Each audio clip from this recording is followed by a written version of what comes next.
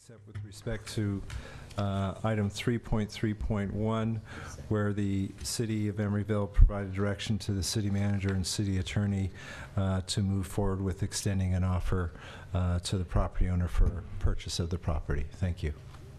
Thank you. The special meeting is adjourned. We'll now go right into the Emeryville City Council special meeting for Tuesday, December 16th. It's a study session. We'll have a roll call, please. Give me a second.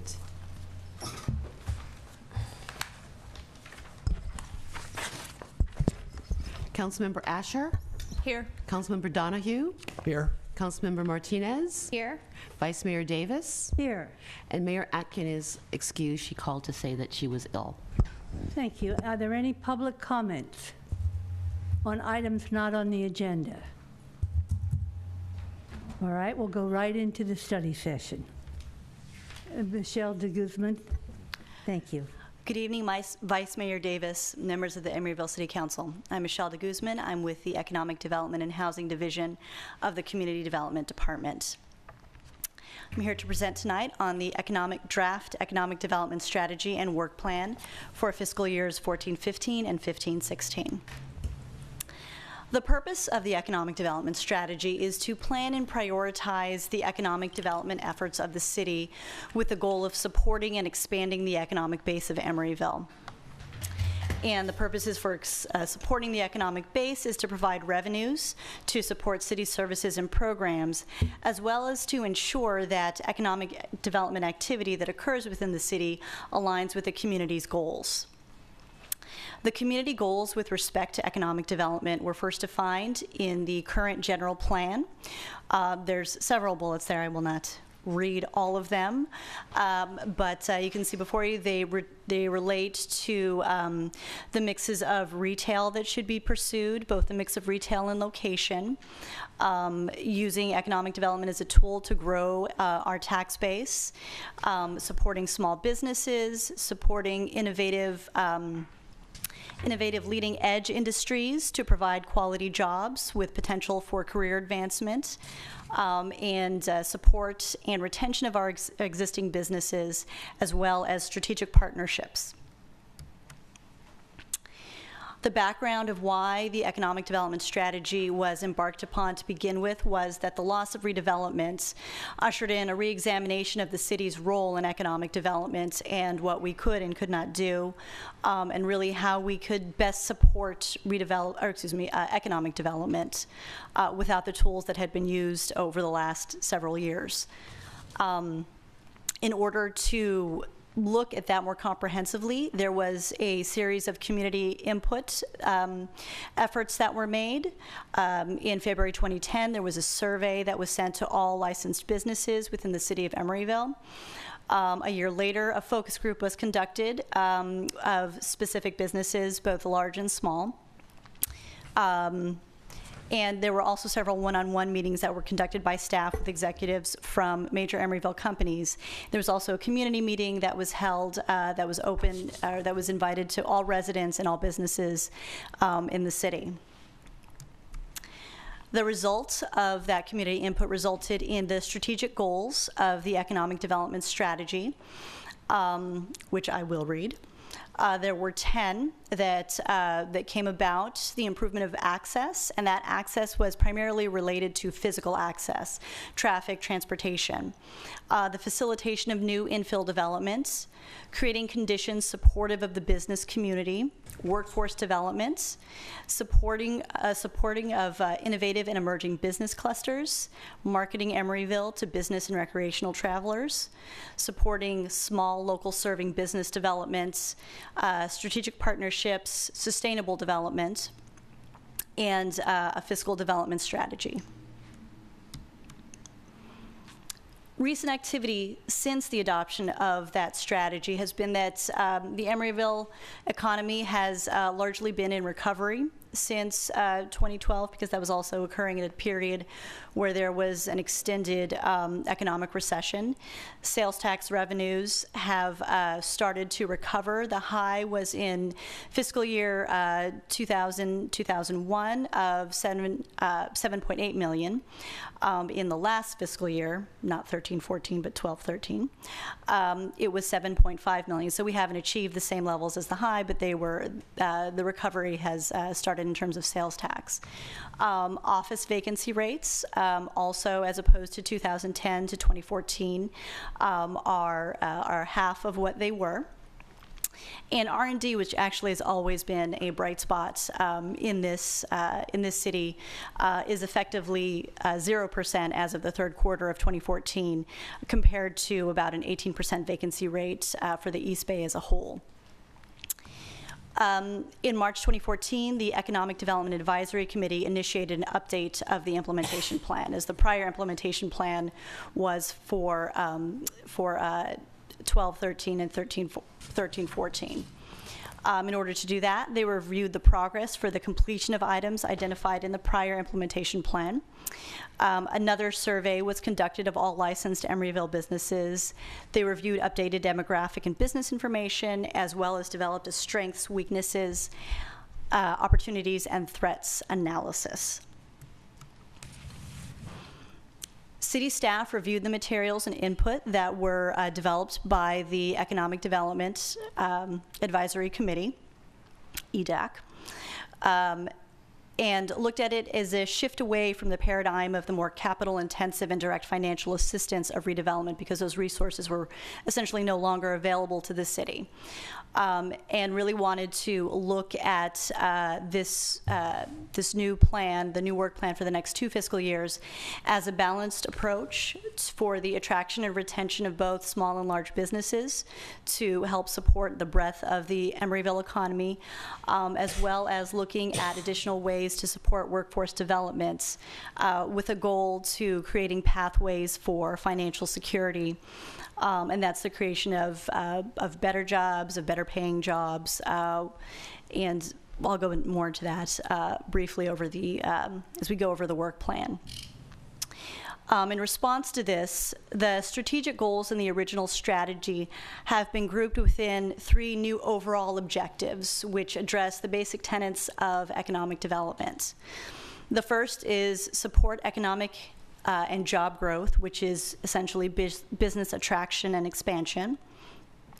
Support of the local tax base, which is business retention. And improvement and investment in the Emeryville community itself, which is workforce development. The work plan addresses these 2 fiscal years, 14-15 and 15-16. 14-15 is about halfway over. But the reason that it's retained in this is while some items do not actually need any additional funding, staff is seeking authorization from the council regarding the use of the staff resources in terms of prioritizing the use of time. Funding for any policies and programs contained in the final plan that is required will be incorporated into the adjustment of the city's operating budget, and any future work plan updates will be completed to coincide with the city's operating budget review and approval cycles, which was actually the original goal of this one, but due to some staffing changes at the city, that was not able to be incorporated into the 14-15, 15-16 operating budget. So the first main category under the objectives, I'm going to sort of go through these. I'll try to be as brief as possible, but I would like to touch on what some of these items entail, since they're not, for the sake of brevity, they're not described greatly in these single one lines. The first is support economic and job growth. The way these tables are set up, there are action items. They're broken into 3 categories. One is ongoing efforts that staff is currently undertaking. Ones that are proposed for the next 2 fiscal years as a prioritization, and then others that to be undertaken in the future. And then along the side where you see the X's, those are the original strategic goals that came from the original plan as developed through the community input process. And those demonstrate which of those strategic goals from the original development strategy are being supported by those particular activities. And I have, this looks a little shorter, I sort of condensed some of the sentences and some of the activities to make it better fit on a single slide.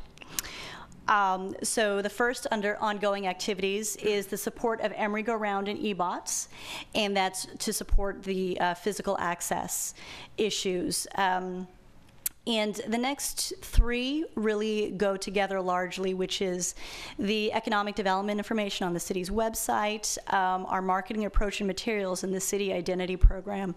One thing that became clear during some of our discussions was that Emeryville actually has quite a lot to offer, but the city needs to do a better job about rolling out that information so people know what kind of information we have available, what kind of services we have available. Similarly with the staff point of contact for current and potential businesses. Also ongoing is the pursuit of businesses that will strengthen the Emeryville economy. As noted before, some of those are the small retail businesses based in neighborhood centers, as well as the businesses that are in innovative business clusters such as biotech, new media. And more specific to that, support the Berkeley-Emeryville Bio Corridor, which is an ongoing collaboration that the City of Emeryville and City of Berkeley have had in terms of marketing West Berkeley and Emeryville together as a cluster for the biotech industry. Proposed for 1415, 1516 is the redevelopment of the city-owned Christie Avenue properties. Development of a Welcome to Emeryville package. Again, this is just trying to create more information for businesses that are interested in coming to Emeryville, what is available for them and how they can avail themselves while they're, once they're open. A unified information referral resource for development projects in Emeryville. Several different options have been talked about under this. One that staff is considering most actively is to have a better based, sort of web-based application so that somebody can come in and say, I want to open a business in Emeryville, you know, input some things, and they'll get information as to who they should go to and walk them through the process more specifically, in addition to direct contact with staff. Hosting events to update tenants and brokers on new developments and opportunities in the city. Again, this is part of marketing the city and making businesses aware, because it's a very dynamic marketing environment.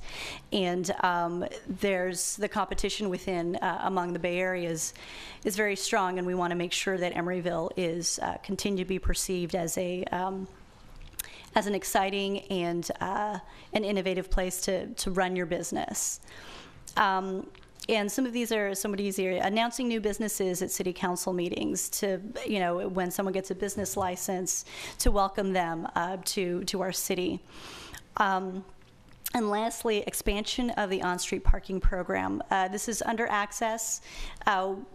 What this could be many things. This is largely related to potentially the placement of looking more comprehensively at our parking program for including both parking meters potentially, as well as looking at a wider way of how we deal with street parking in relation to transit, so that we can have an overall TDM strategy for allowing greater access to the city in general.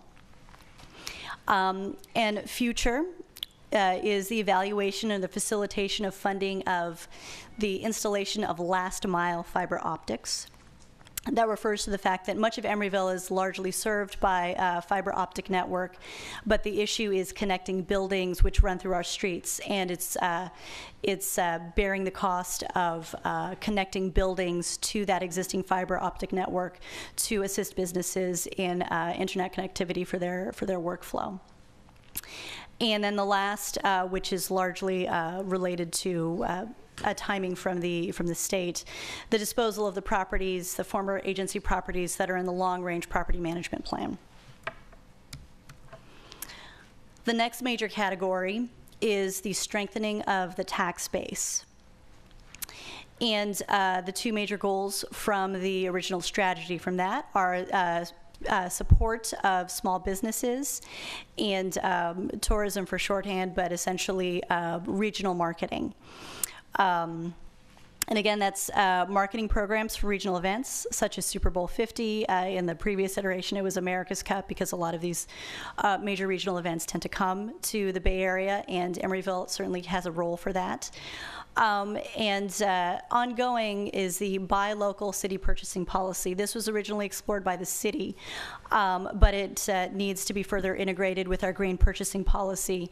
But there'll be a higher prioritization on finishing this up in order to ensure that certainly if the city is making purchase contracts, we're making every effort to allow those funds to flow back into our own economy.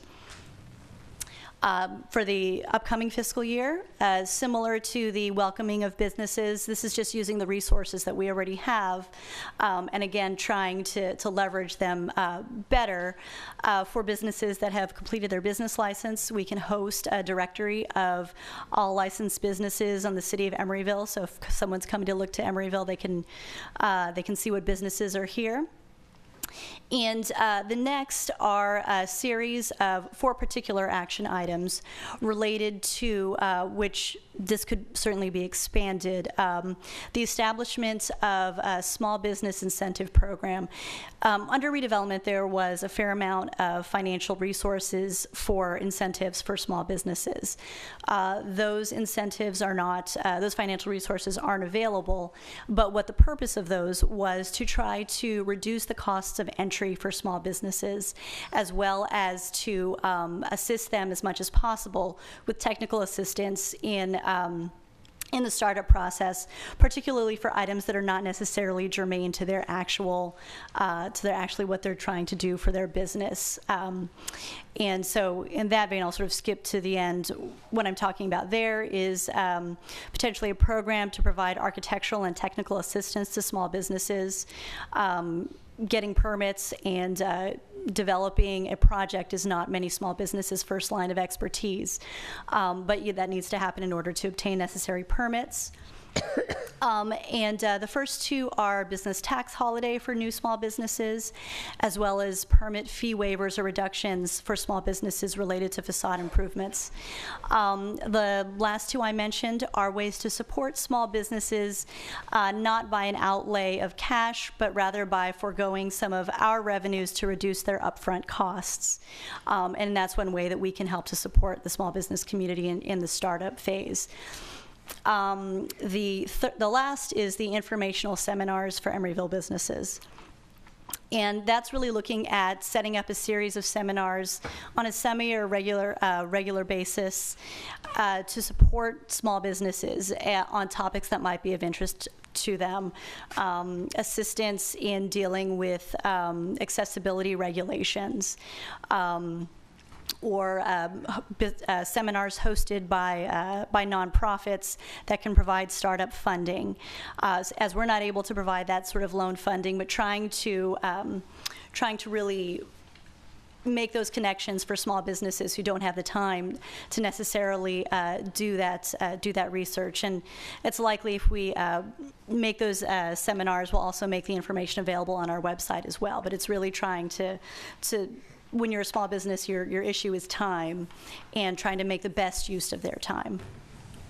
And in the future, explore the establishment of business improvement districts or merchants associations so that businesses can pool their resources collectively and achieve some of the ends that they may feel are better at a micro neighborhood level. And also potentially establish a business awards program where the city recognizes certain businesses that have contributed to the community. And the last major category is community investments related primarily to workforce development. And the ongoing efforts that are currently happening are connections between the workforce development nonprofit organizations, businesses, and residents, and that's helping to connect particularly nonprofits that provide job training to businesses to help folks that are going through those programs obtain jobs in Emeryville businesses, as well as connecting residents that may benefit from the training programs. And the next is collaborating with the Chamber, neighboring cities, and any regional organizations on economic development activities and initiatives as they arise. And the continued pursuit of public and private financing resources with respect to the public financing, just our ongoing efforts to obtain grant funding, as well as funding that we may be able to obtain from nonprofit or foundation sources. For the next 2 fiscal years, we'll be looking at supporting and expanding the EUSD internship program, working in partnership with EUSD, and looking really both at summer jobs as well as academic year internships, both for the job training and also for the more basic sort of job readiness, showing up at your job, knowing how to dress, knowing how to comport yourself, and also integrating a financial training aspect to it, so that young people learn how to, open bank accounts and save a portion of their money, and so you get that financial footing early on in your youth. Ongoing regional efforts to strengthen the linkage between the education and business community, again, to ensure that what is being taught both in the schools as well as the community colleges are providing an adequate base for our businesses, and as we attract these high quality innovation jobs, that the workforce is ready to provide and support that. Evaluating the impacts of a citywide minimum wage. I think everybody knows what that is. And for the future, evaluating the impacts of including job quality standards into city contracting.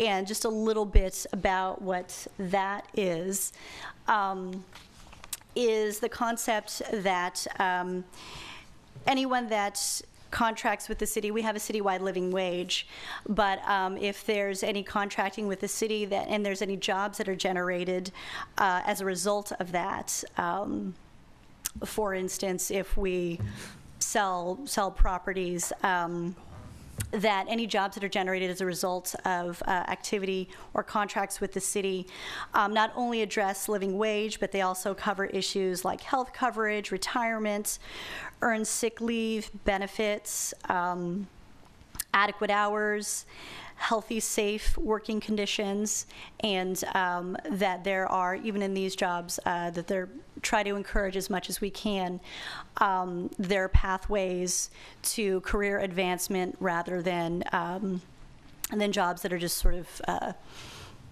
an end in themselves and low wage. So the idea behind this is really supporting an effort that is in conjunction with the Plan Bay Area and their economic prosperity strategy of trying to create additional pathways to middle income as well, and so that the jobs that we attract, they can cover a range of opportunities. And lastly is the evaluation of development of a personal financial education program. And the purpose of that, it really goes hand in hand with the citywide minimum wage and the job quality standards, is to encourage folks to, I touched on it a little bit with the internships, but if there is it's encouraging the establishment of bank accounts rather than going to check cashing, and really establishing, again, trying to create financial security and education about how best to use the financial systems. And it's to create a full spectrum of community investment, in that there's higher wages, but there's a place for those wages to go, and there's a place for people to invest them in themselves and in the community. This was presented to the Economic Development Advisory Committee at their December meeting, and they provided the following inputs. They felt that commercial development should occur in hubs where businesses of a certain type are clustered together, such as health or fitness, to create a destination. They felt that additional emphasis and prioritization is needed on infrastructure, particularly connectivity to high-speed fiber optic networks. And as I noted, that was in the first grouping where that was under a future and not in a current fiscal year or the immediate fiscal years. Additional development is needed for specific action items to support improved transportation and transit services, and greater efforts should be made to market existing Emeryville, existing economic development services and programs, as well as general promotion of Emeryville. At this point, these comments haven't been incorporated into the draft strategy. The strategy that was reviewed tonight is the same one that was reviewed by the committee, and revisions will be incorporated after comment has been received from the City Council. The next steps at this, as proposed by staff, is to revise the work plan based on the comments received and direction from the council tonight. That revised draft will be presented to the community in 2 community meetings, one during the day and one in the evening, to accommodate both businesses and residents. That will then be brought to the February 2015 Economic Development Advisory Committee for them to review the revised draft and approve a final version to go to the City Council, and then a final draft will be brought to the City Council for its consideration in February, at the 2nd February meeting. The direction requested from the council at this time is confirmation or revision of the strategic goals identified in the 2012 Economic Development Strategy. So those are the 10 goals that were initially set forth. Review and comment on the activities described in the work plan. Review and comment on the priorities and the timing for the implementation of the activities in the work plan, and confirmation of the process to finalize the work plan for the next 2 fiscal years. And with that, my presentation is concluded, and I'm open for questions. Thank you, Michelle. Before we have questions, do we have any public comment on the economic development report? Bill. Vice Mayor Davis, City Councilors, my name is Bill Reuter. I'm a member of the Economic Development Advisory Committee. I think I speak for the committee when I say we thought this was a balanced and comprehensive plan. Some folks in the room thought that we should be here tonight and prioritize, or at least lobby for specific things. So I've come to lobby for one thing in particular: Emeryville support, fiscal support long term. We're in a state right now where we need to, in a concerted effort as a city, make sure we get the maximum funding we can possibly get for the Emeryville. I know that Mayor Atkin is spearheading this with the appropriate, or the various county committees. We know the money's there now that Proposition BB passed. We also know that there was money for funding for shuttle services previously there in the county, money for both capital investment and for operating expenses. So I urge the City Council and City staff to make a concerted effort to take maximum advantage of those funds out there and try to funnel them into support for the Emeryville, not just as it exists now, but as it might exist in the future, with extensions to West Oakland and extensions up into Berkeley. So that's my lobbying effort, and that's my priority. Thanks. Thanks, Bill. Any other public comment? Bob. Yeah. Hi, thank you. Good evening, Vice Mayor Davis, council members. Bob Cantor. I've been a member of the Economic Development Advisory Committee since its inception, and the CEO of the Chamber of Commerce here for the last 13 and a half years. We could spend a lot of time. There's a lot here, as you see. There's a lot in here. I can tell you that on behalf of the Chamber of Commerce, there is not a bad idea in here. Everything in here is good. As always is in public policy, your job is to prioritize. We don't have enough staff time and financial resources to do everything in here, at least not initially. In the interest of time, I'm going to keep my comments tonight on the big picture items. We could spend a whole study session of an entire day here going through this and prioritizing, refining, and discussing this list. But a couple things. It's our position that there is nothing that you do in all your time here on the City Council that is more important than this. And the reason we say that is not just because we're the Chamber of Commerce, is because whatever it is you want for this city, whether it's family-friendly housing or bicycle lanes or nice parks or a nice child development center or whatever it is, that makes a difference. It only comes if you have the resources to do it. And those resources, those financial resources, are not going to come from the federal government. They're not going to come from the state government. They're coming organically from what we do here. I've referred a book that I'm a particular fan of. It's called The Coming Jobs War by James Clifton. And he makes, actually, if you read the book, one very simple proposition. That is, if you ask people, what do you want in life?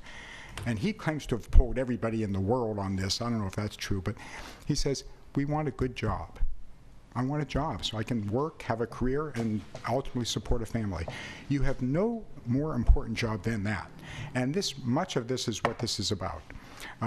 Michelle mentioned this career pathways to work. That's a big part of this.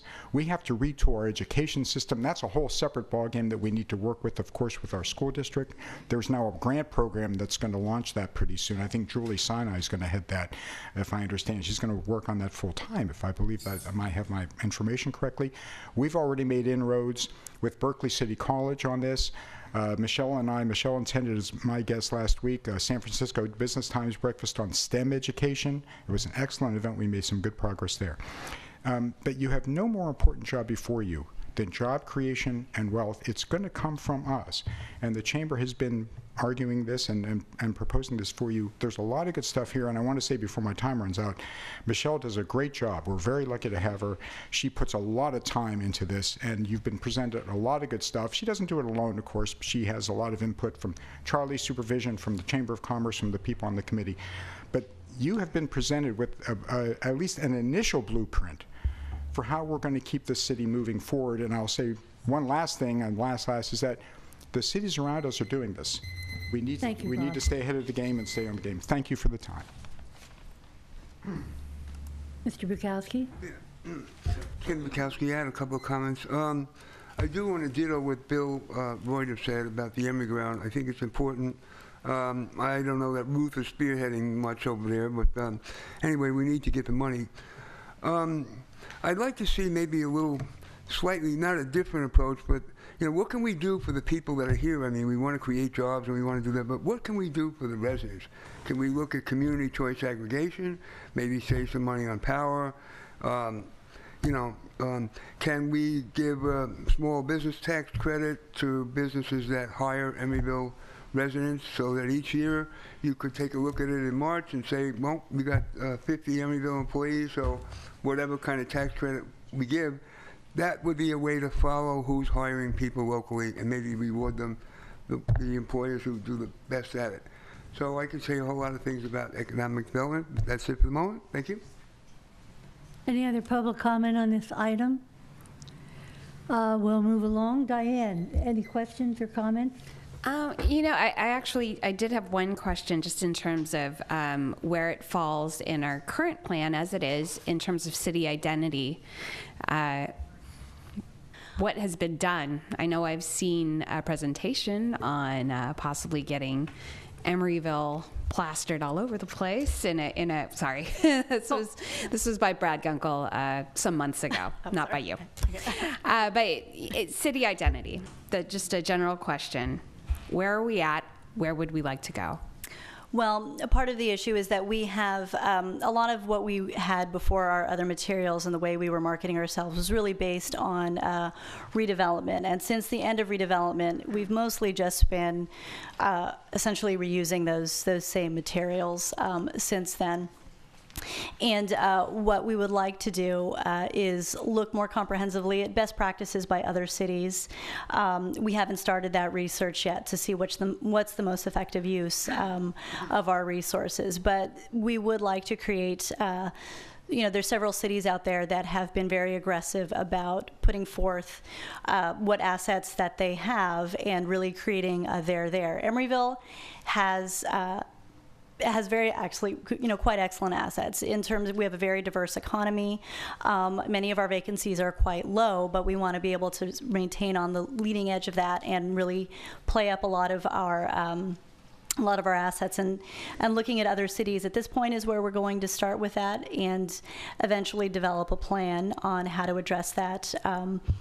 Maybe retain a consultant, or maybe only for portions of that activity. Another thing that we're really looking at is in terms of working with our communities, our smaller neighborhoods, and that was sort of that BID Merchants Association work, looking at both what we can do as a city, but also to foster the certain neighborhoods and activities like what was proposed for the Park Avenue District, to see how that integrates in. Right. I guess my idea is that I want to make sure that the physical aspect of city identity is not lost, that it's not just marketing materials, that when people come into Emeryville, they know they're in Emeryville because they see a sign that says Emeryville, home of X, Y, and Z. And then fiber optics, I think, is something that's been talked about in this town for a long time.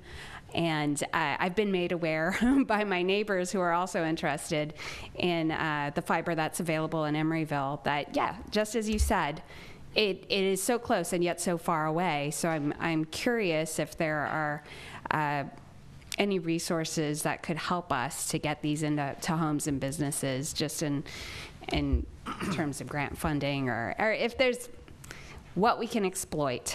Because the longer that we push this out, waiting on fiber, I think that we miss out on opportunities for tech, even small tech. Okay. Anything else? That's it. Jack. Vice Mayor Davis, over here. Oh, Charlie. Could I just chime in with a response to partly of what you said about the physical identity? The program that you alluded to that Commissioner Gunkel was talking about is the gateways, and those are identified in the Emeryville General Plan. I think there's about 9 of them where you enter the city from an adjacent city, either on a street or on one of the bike paths. That has been included, as well as a potential banner program, the banners that are on the street lights, to help to foster the identity of the neighborhoods that Michelle was referring to in the public art master plan, the proposed public art master plan, for which there is a RFP on your regular council agenda coming up later tonight. So if you approve that item, then we'll go forward with the RFP and start the process of developing the public art master plan. And hopefully so there's a lot of overlap, between the various activities that the Economic Development and Housing Division does. And some of those identity issues will be addressed through that public art master plan. Thank you, Charlie. Jack. Okay, so I have some comments and some questions. First of all, in terms of, thank you for this. I know that this represents a lot of work, and thank you to the Economic Development Committee for your efforts on all of this. One of the things that I would like to do in terms of overlaying some more vocabulary, I think it's fine to, we talk a lot about workforce development, but I would also like to see the term anti-poverty measures added, because we could still be talking about jobs and workforce development, but I think that we need that kind of targeted emphasis, and there's nothing wrong with standing up as a city and saying that where there is poverty, we are against it. The Chamber already does work with the Bread Project, for example, and I would consider that both an example of workforce development and an anti-poverty measure.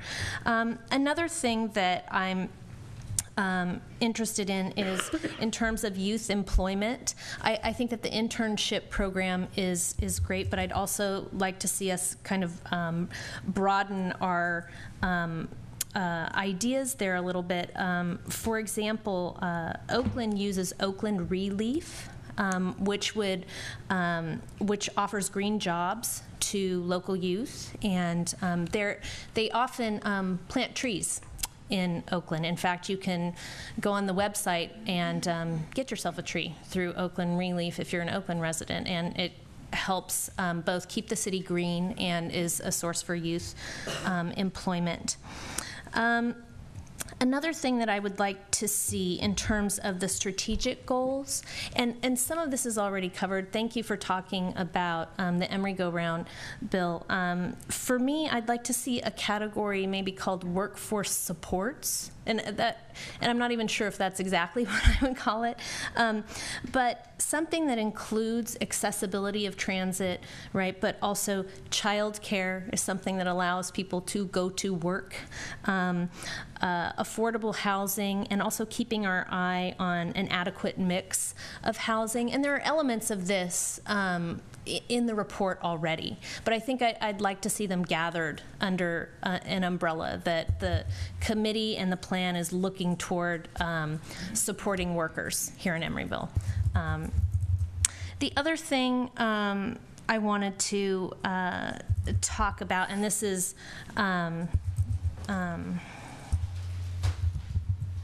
I have some questions about the business improvement districts. First of all, it would make a difference to me whether it was encompassing very large businesses within the district or if it was going to be small retail.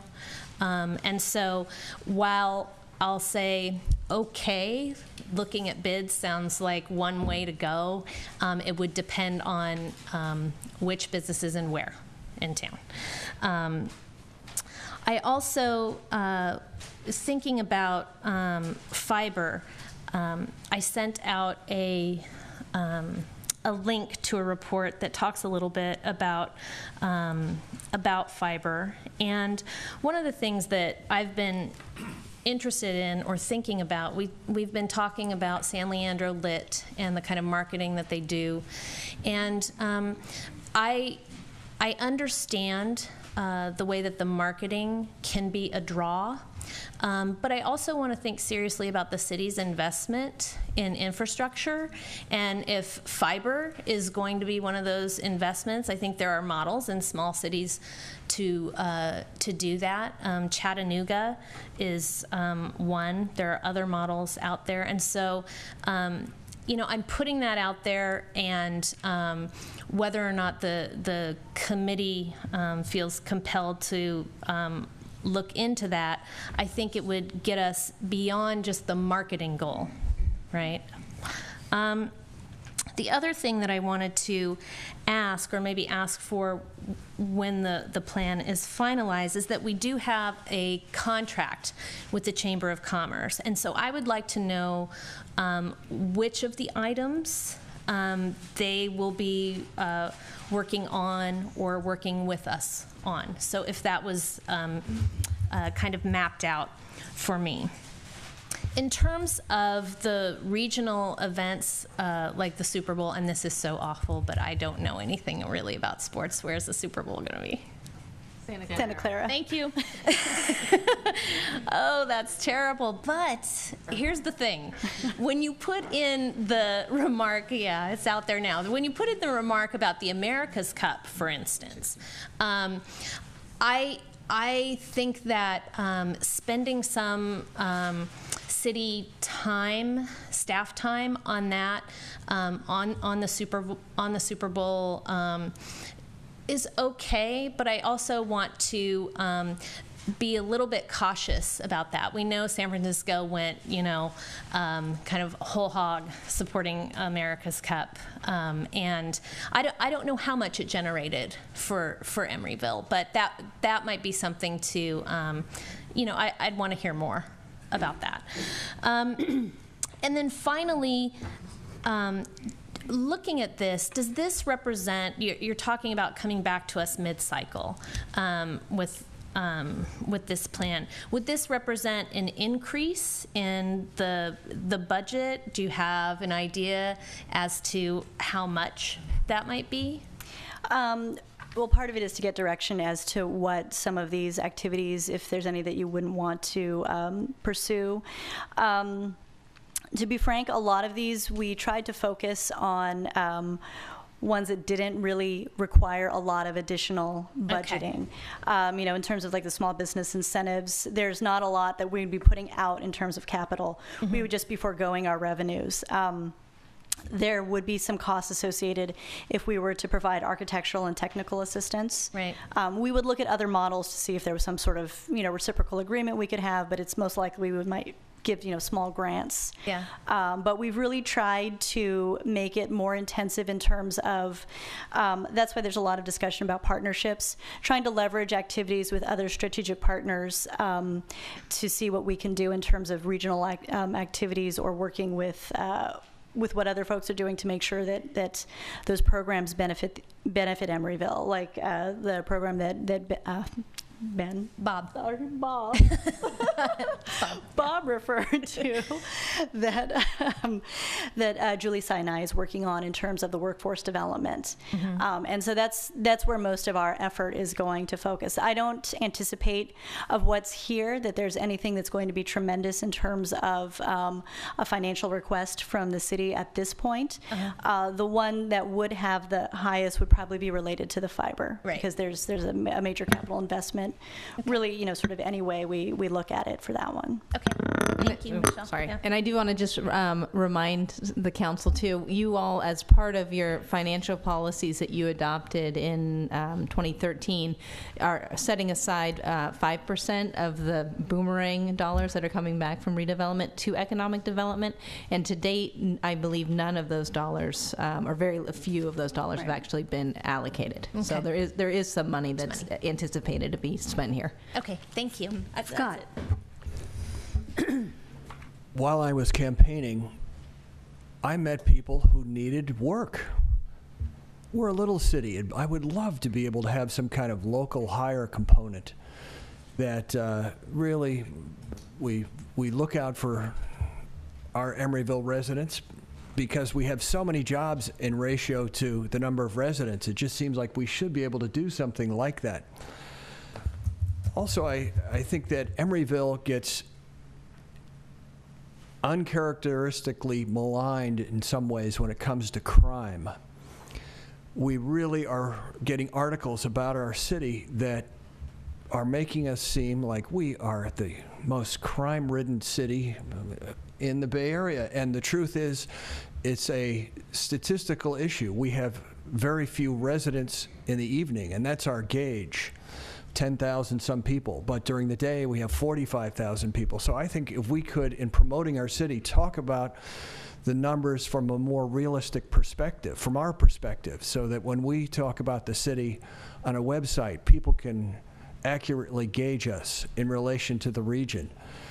And also, because we're a small city, it seems like we could do things faster when it comes to potentially approvals and accommodating new business. And if we could have some metric that people could look at when they go to our website and say, well, how long does it take to get a building permit in Emeryville? And then we would be the city that would be the city that measures itself in some real way for business. And I think that this would, over time, help our cause. And predictability when it comes to business is a major concern. And if we could become more predictable in some way, even if we're not the absolute cheapest for everything, which we have tended to be a good deal for everything, if we can at least be really predictable, I think this helps a lot of business startups, but it also helps for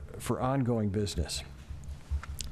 And of course, the speed that we can do approvals for getting business going, if we can keep that as good as our reputation, that's a good thing for us. Anything else? Scott, do you have any comments on the fiber optic issue? Well, fiber optic really is happening all around us regionally. Like Oakland, for example, is getting a new fiber optic access that they didn't have because AC Transit, in building the new BRT line down International Boulevard, is deciding to put in some big fiber for their own use, but it's going to be available to those businesses along there. So I think to be competitive, we really have to think about that, because it's happening around us. And I think that we do not want to be the last city in the game here. Thank you, Scott. Well, I had one more. Yeah, I Jack, forgot, go ahead. yeah. There's one more thing, Michelle. In addition to thinking about the tax holidays for small businesses, could we also add maybe worker-owned businesses as well? So co-ops, a way to help them out as well. Thanks. Thanks, Nora. Okay. The reason I asked Scott about the fiber optics is because I am convinced that this city has got to get in place within a reasonable amount of time, and I'm not talking 5 or 10 years, I'm talking 2 or 3 years, last mile fiber optic to every place in town. We just received as a city the, Google calls us the, what do they call us? City. The E-City, the capital of California for E-City. For all the businesses, that is not enough. But that is an open door, I feel, for the council and our city manager to go back to Google, to thank them for this great honor, you know, the capital of California, E-Cities, and then ask Google to do for Emeryville what they did in KC, which is to take the fiber optic for the last mile to every residence, to every business. We need that. That is something that I would like to see if I have the support of the council to make that a priority of the economic development, to move forward on it. I'm particularly interested in serving not just businesses, but also residents Exactly, with fiber. exactly. So if we have both of those things, then I'm very interested. Well, that's Sabrina, is this possible for you to hook up here with Google and thank them for their wonderful accolades? Absolutely. But we want something more. And we can always ask. That's good, that's good. But beyond that, I'm asking the council to see if we can put this as a top priority in the next 3 to 5 years. Everybody agree on that? Absolutely. That's Well, the cost and value have to be Exactly. considered. But if you don't make a stand and say, this is where we are and this is where we want to be, we'll have to go step by step and approve or not approve, but at least to get the ball rolling. Well, I think it's a good idea to get the ball rolling. Sabrina, you got the message loud and clear? got it, I'm yep. glad to hear that. I have 2 more things to say. First, as a liaison to the Economic Development Committee, I want to thank Bill Reuter and the rest of the committee. This is a committee in this city. Everybody shows up every meeting. People are really involved, they really care about it, and they really want to see things happen for the city. Great committee, and great staff report, Michelle. My last comment is, again, touches on what Jack and Scott and Diane are talking about. That is workforce development. We have got to focus on that. We have got to work with the school district. We've got to work with people in the business community. Just this week, from one of our major employers, I had a phone call. I had had a brief conversation about the STEM effort in the schools, and this big company wanted to get involved. So we're moving on this on another path. But I think economic development should make this workforce development again one of the prime objectives and prime priorities. And I'd ask to hear what the council has to say about that. I'm talking jobs and people prepared to have jobs. well, and I think just to echo Bob's point, I think that the term "good jobs" is very important to me. That people have good jobs, not just any job, Right. So that it allows them to be able to afford housing, right? To be able to afford transit. And I agree that has to be a priority for us. Yeah. Okay, Michelle, you got your direction here. You need anything else, Sabrina? Oh. We have a clear direction here? Got it. Very good. Very good. This meeting is adjourned. We'll move right into the City Council as successor agency to the Emeryville Redevelopment Agency. And, Vice Mayor, can you well, give me 1 second? You're going very quickly. oh, Keep up, Karen. I'm a slow typer, I'm sorry. All right.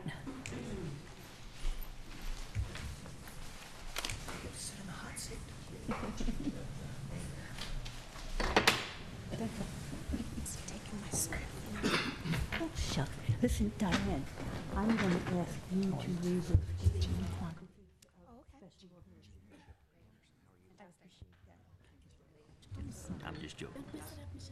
Okay, are we caught up here? He's gone.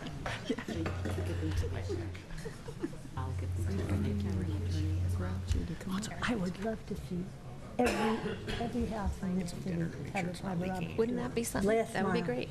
And if Google thinks we're so great, they should pop for some of them. And we have some money in the fund. Boy, what a thing to be able to say. Everybody in the city hooked up.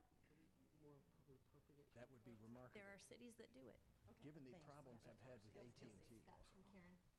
We ready to go, Karen? Yes. All right. The meeting is called to order. Let the record reflect that all members are here with the exception of Ruth Atkin, Mayor Ruth Atkin, who is excused. And let's join me in the Pledge of Allegiance.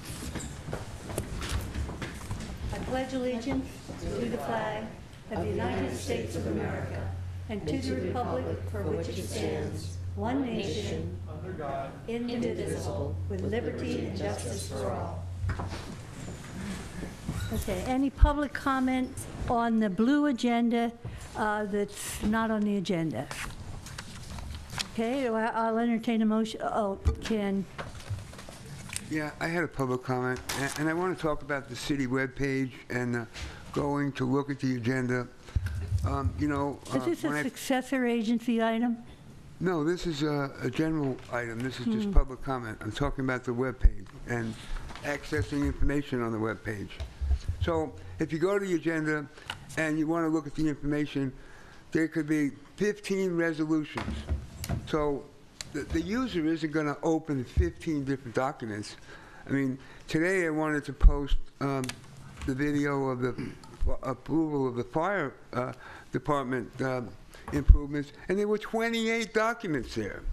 I mean, can't the city combine them into one PDF? So if you go to one item, you can have one PDF with all the information in it.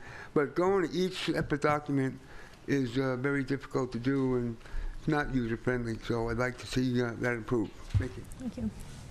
Any other public comment?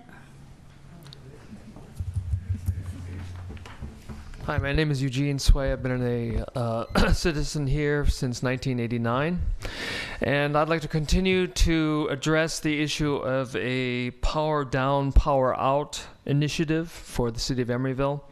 And that is for a 2-day, 2-night period of Emeryville's selection. We have a 2-day weekend where we try to power down and power out all the businesses, or all of Emeryville, including the citizens, as a demonstration to the nation that a city has the conscience to make a demonstration about the preserving the future of the planet because of the toxicity and the pollution that is caused by electricity. Last week, many of us experienced a power outage with no ill effects. Recently, global leaders such as Pope Francis, Hillary Clinton, Al Gore, have warned us about the coming economic and environmental collapse. Our Emeryville community can take a leadership role in showing that a U.S. city can be a power down, power out solution to our present and future environmental destruction. And by creating a 2-day and 2-night power down, power out event, we can do one of several things. We can prepare for the major earthquake that's coming. We can prepare for a reduced power future. We can experience the joy and advantages of a power out community. That could be a very creative event happening and could be used as a great advertising for the identity of the city. And would be a community example of a fight against a sedentary lifestyle that's and the epidemic onslaught of obesity and obesity-caused diseases because of electricity and power usage. So it seems to me that Emeryville is looking for an identity to the nation and the globe, and that a power down, power out initiative would be a great start in a new identity for the city of Emeryville. And this kind of initiative has been taken on in the city of Curitiba in South America, which is known as the #1 ecological city on the planet. And I've heard about job creation. We could create a food stamp program, a bus token program, several programs for our citizens by powering down, by showing a record of lower electrical usage, of garbage collection, and so forth. So this is one in a series of ecological demonstrations that the city of Emeryville could use. Thanks. Thank you, Eugene. Any other public comment?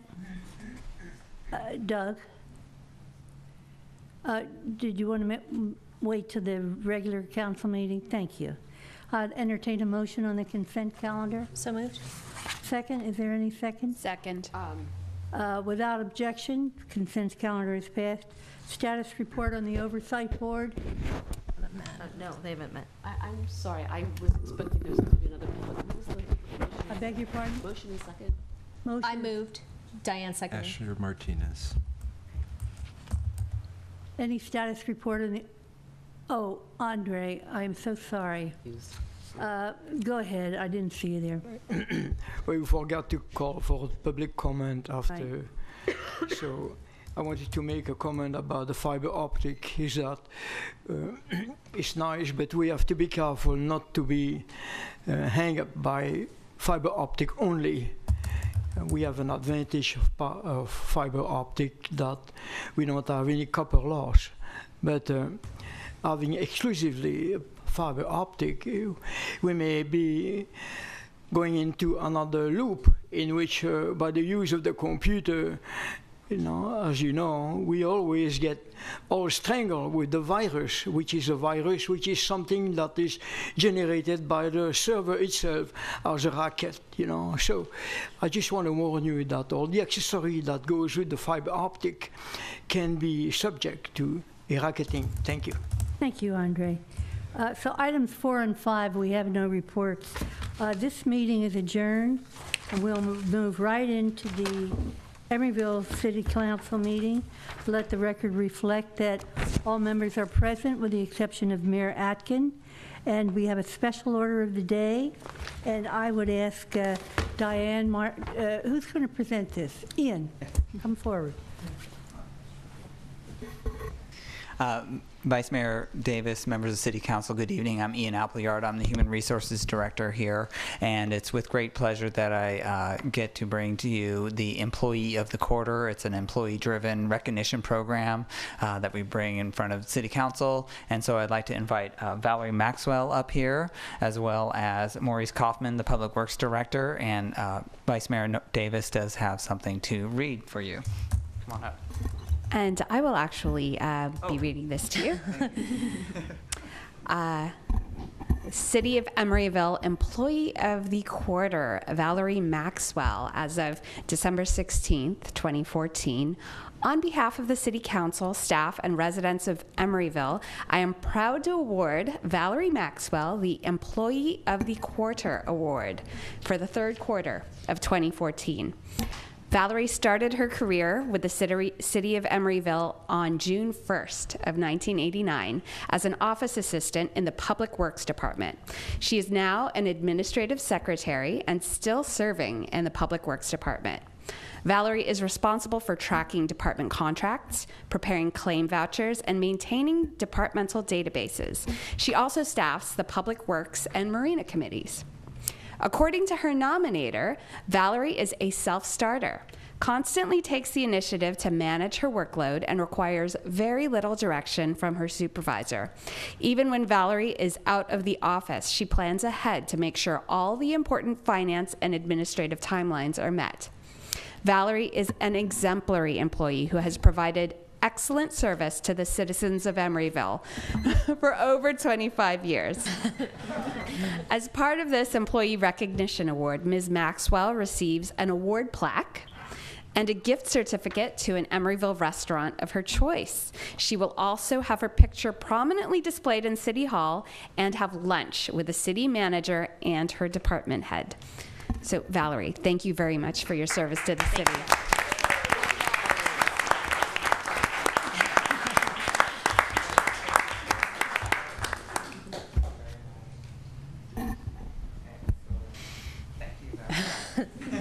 Thank you, Valerie. Thank you very much, Valerie. Thank you. Public comments, please.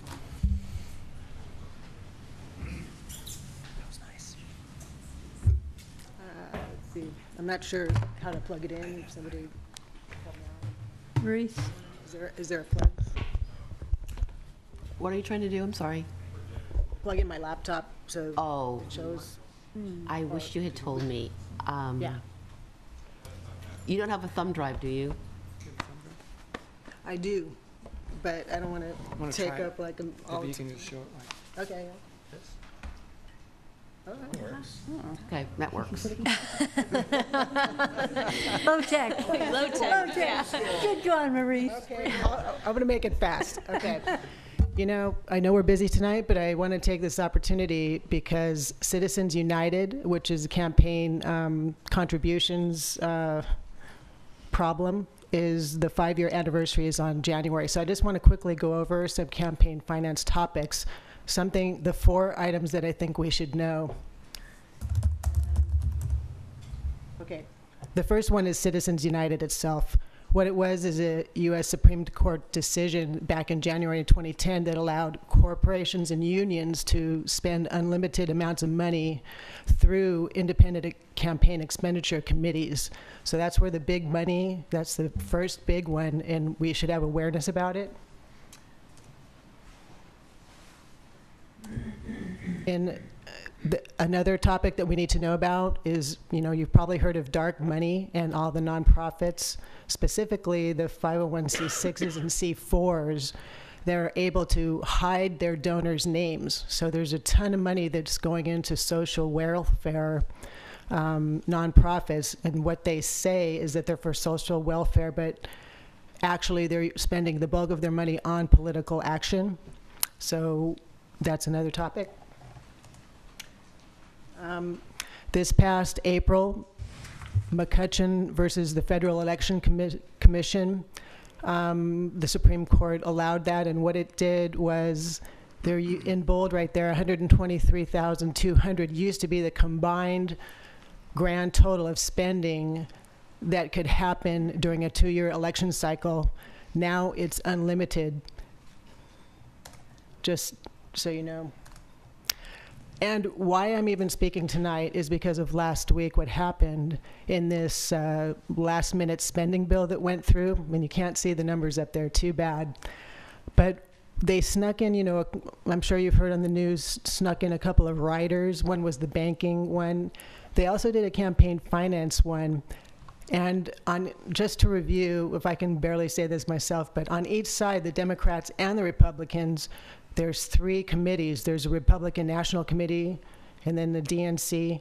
Then there's the Senate Committee for Fundraising and the House Committee for Fundraising. You used to be able to give $32,400 to those 3 committees. But what's important to know about this time is that there was no discussion amongst anybody except for Bonner, you know, the top 4, Harry Reid, and it was just put into this bill where they added 7 more committees, which are the non-bolded ones up there, and these new committees can basically accept 100,000 each, you know, 97. So basically, a person in a 2-year cycle could give 1.5 million. I don't know if that applies to any of us here, but, and if you have a spouse, then that would be 3 million. So it's pretty drastic that the federal top feels that they can just ram things through now without discussion. We know about the big money in politics, but awareness is needed, register to vote, and make sure, just keep an eye on it. That's the best we can do for the federal level. Thank you. Thanks, Barb. Any other public comment? Kathy? Hi, I'm Kathy Pavlovsky with Yellow Sunshine Cab. Hi, Nora. I'm here tonight, and I brought my posse with me, all my taxi guys, regarding, we have a serious... We have a serious issue, and it's called Uber. And I've been through several city council meetings, several public transportation, city transportation meetings. We have a big problem on our hands. Scott, I don't know you. Pleased to meet you. You talked about in the last segment with Economic Develop of helping new businesses and your old businesses. We've been around forever, and we've been fighting forever. We've not gotten any help. 2 years ago, I asked for 5 taxi stands. We got nothing in this city. What happened? Uber came in. They took 80% of the taxi cab business away. Now where are we? Almost out of business. Because we asked for help from the city, we did not get it. Tonight, we have our attorney here. We have filed a class action lawsuit against Uber Technologies on the basis of the RICO Act, which is racketeering and illegal business practices.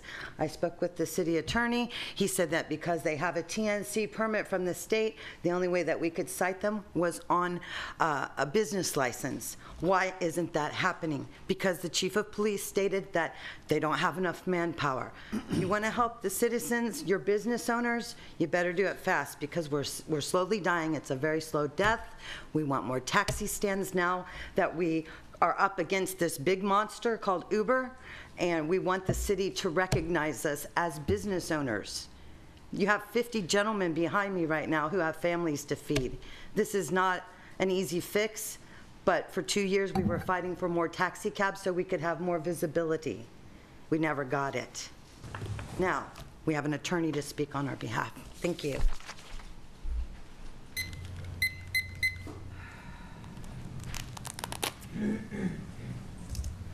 Hi, good evening. My name is Hallie Von Rock, and I am a partner at Amon Smith and Marcy. And we are representing a group of taxi drivers in Oakland, Emeryville, and Berkeley in a class action lawsuit that has been filed against Uber in Alameda County.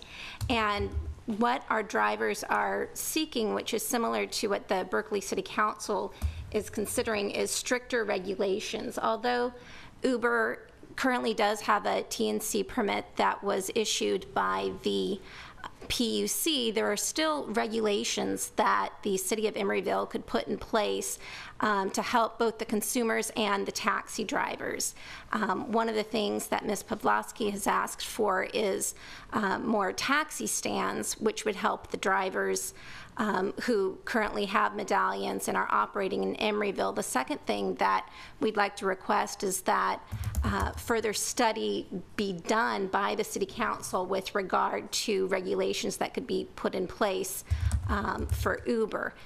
San Francisco and Los Angeles have recently sued Uber on behalf of consumer protection. So what we're asking for is both looking at the livelihood of the taxi drivers and how their fares have been significantly reduced since Uber came around, and secondly, on behalf of Emeryville residents, and looking at their safety and the background investigations that Uber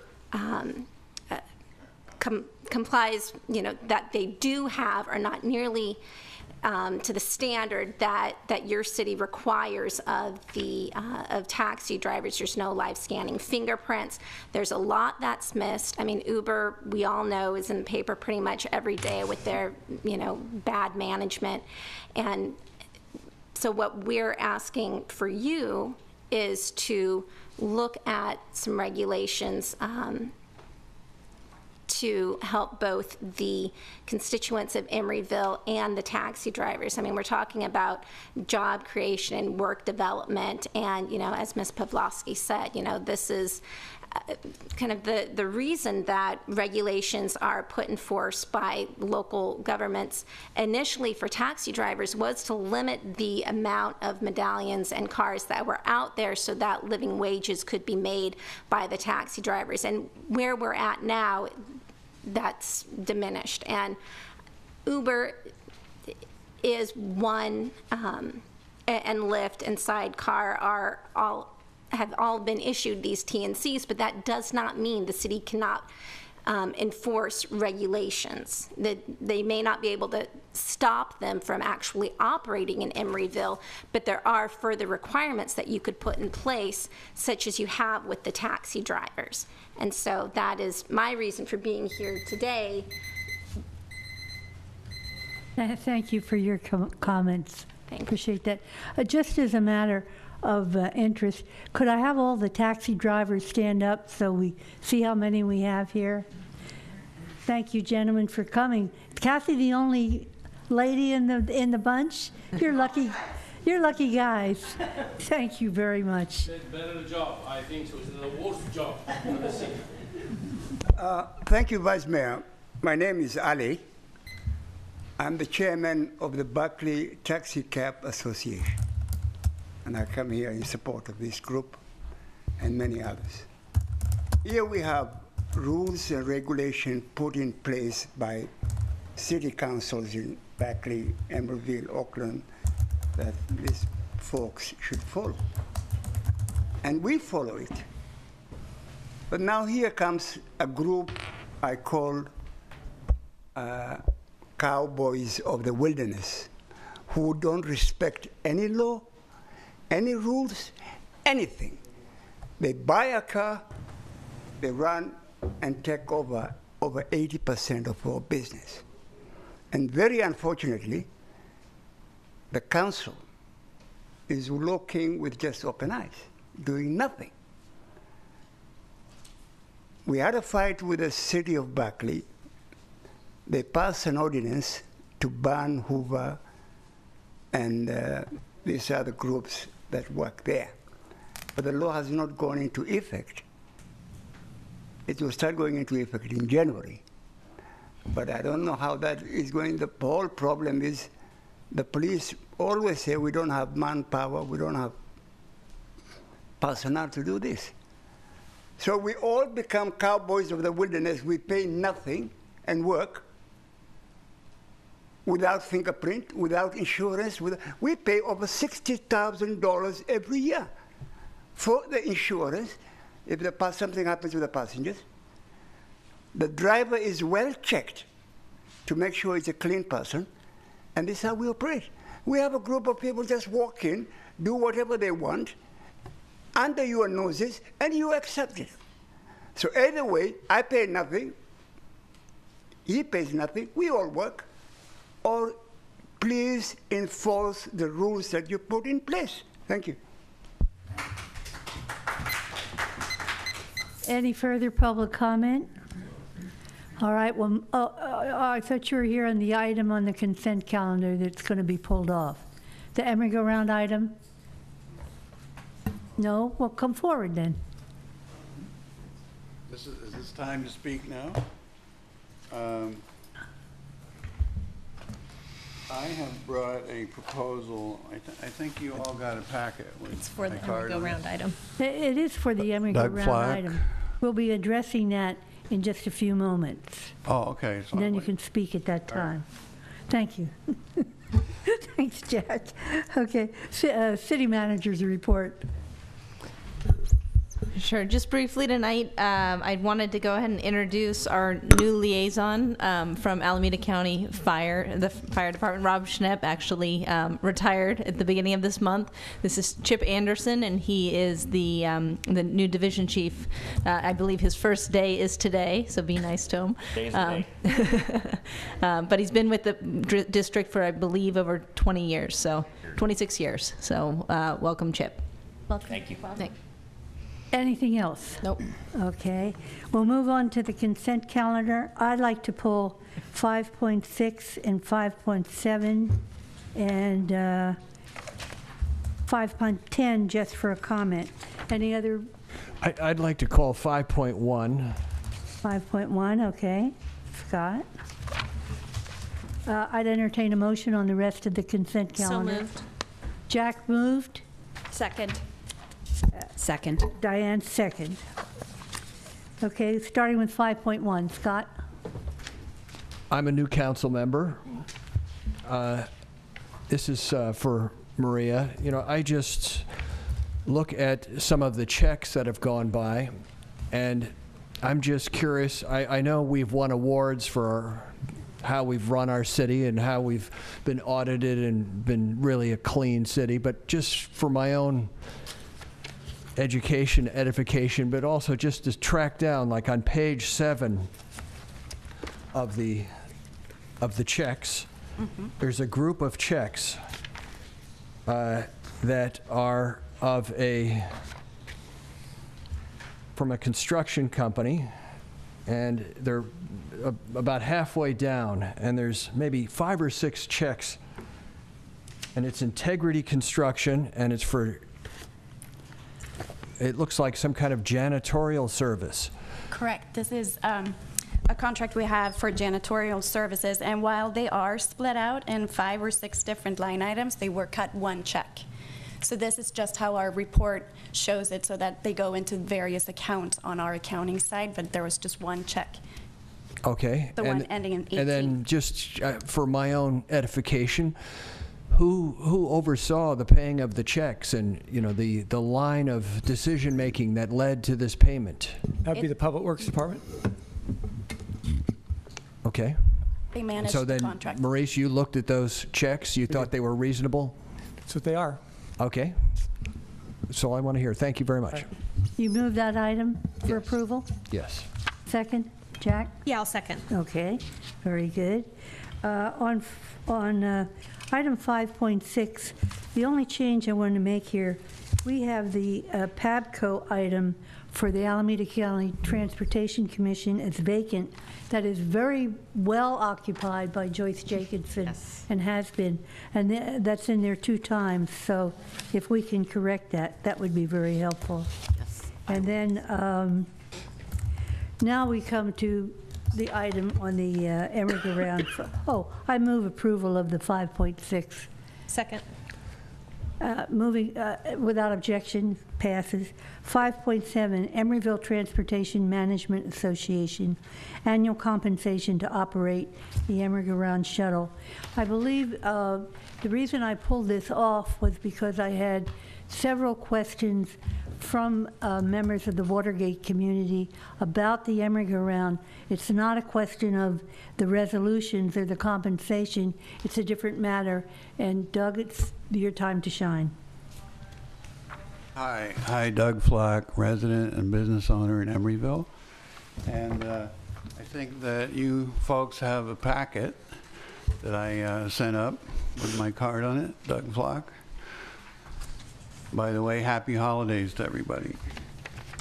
On the top page, there's a diagram, somewhat crude, but I think it gets the message across about what the idea is for a quote-unquote proper turnaround for the buses, the Emeryville buses at Captain and Powell, where there might potentially be enough room to do so in a way that would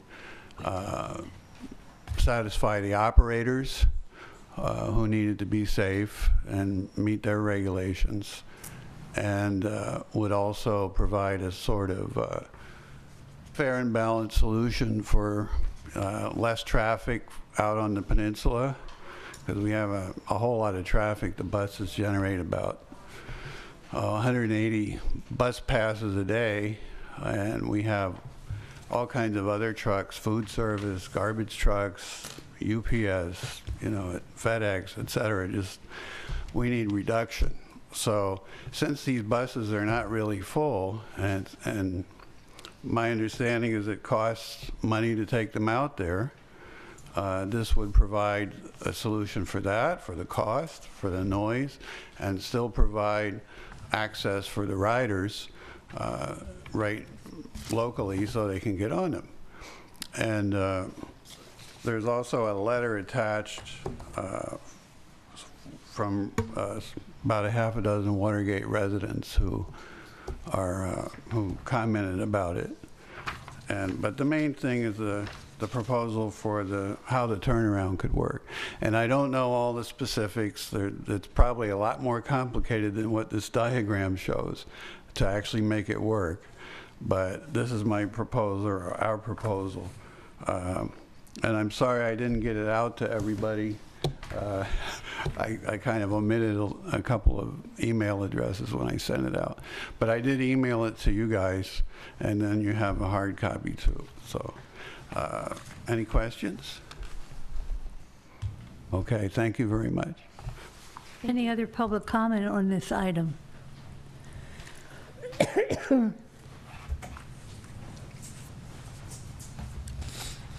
Betsy? Everybody.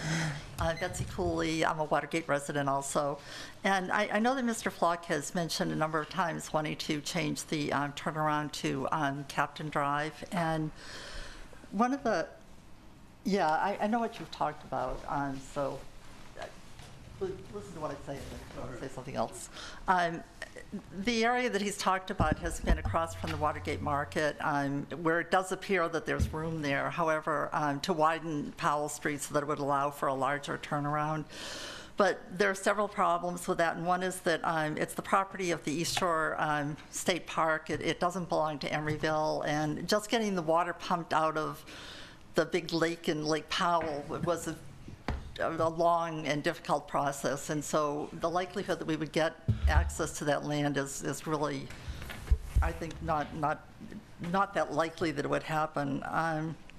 But even if it were possible and we were to get access to that land, MV Transportation, which is the operator of the Emeryville, has stated that they would not be willing to make U-turns even if the roadway was widened, because there had been talks about widening it on both sides so they'd have a large loop to make, and they said that they consider that unsafe, and that the only thing they would consider a safe turn would be if there was a roundabout there.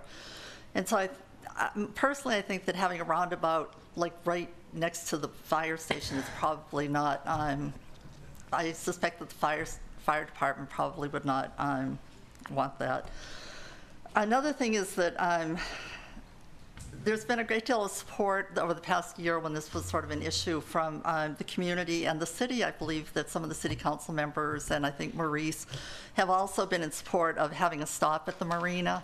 And the marina, people at the marina have been asking for that for quite some time. But in addition to that, it's also, the Marina Park is the largest park that we have in, I'm on the Parks and Rec Committee, and so I know that it's Emeryville's largest park. And so that would provide, if we did have a stop there, it would provide access to community members, and it would provide, it would help relieve some of the parking out at the marina, because people, instead of driving out there, they could take the Emeryville out there. And that's something that I think Maurice has been working with Don Gussler and whatever that group is that operates the marina.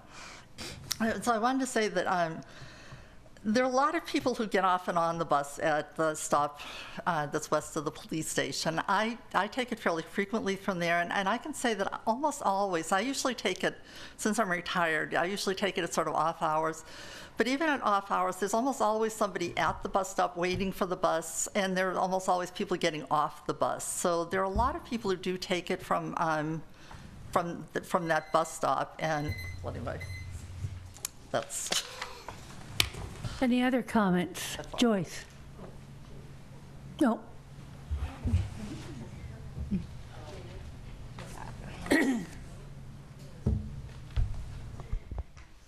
Thank you for allowing me to talk tonight. I don't have a prepared statement, but I'm a resident at Emeryville, and I'm on the south side. And I just want, even though I really think all of these ideas about extending service out to the park are wonderful, conceptually, but in reality, the people that have bought property facing the south side of Powell Street, we really suffer a lot from the noise pollution. It's really almost unbearable. I can't even hear if I have the TV on, I can't even hear it most of the time. There's another neighbor of mine where his building shakes whenever a bus goes by.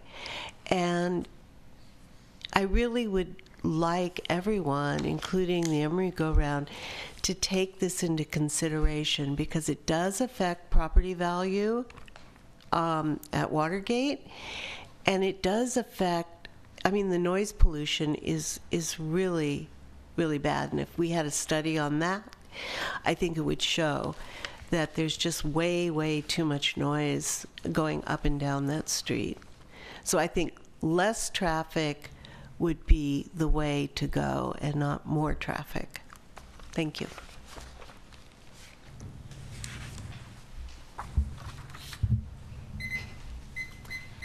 Joyce Jacobson. I also live at Watergate. This is a hot button issue. Okay. On the comment that the noise lowers the property value, I would say that having a bus service greatly increases the property value. The idea that Powell Street can be quieter is sort of a fantasy. I was out walking this afternoon and a bus went by, and so I paid attention to the traffic. There was another bus 25 minutes later. In between those two buses, there were 11 trucks of different sizes doing all kinds of things. The cars and vans were so numerous I couldn't possibly count them. Two of them, a Jeep and an old car, were so noisy they outdid the bus. Powell is an urban street. We have 2 marinas out there we're servicing, plus the park. We have Hong Kong East Ocean, we have Trader Vic's, and we have several smaller businesses in between. You could remove the buses. That street will still be very, very noisy. I think that the conversation that we need to be having is how to establish a bus stop out where the turnaround is at this time, which is close to the park. There's been mention already of the people who live at the marina who would very much like bus transportation. And then we talk about a livable city. What about having bus service to our park as part of a livable city?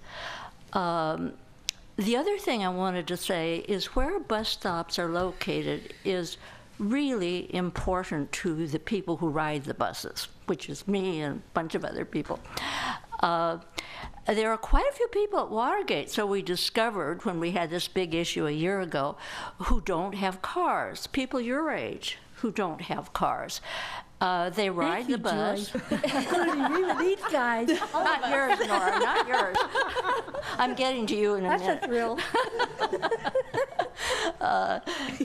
Okay, and they are carrying things. They're carrying their laptops, they're carrying bags of food home and other supplies, and where they have a bus stop and how far they have to walk matters. Then for old people like you and me, who are not driving because they shouldn't drive, although she still does,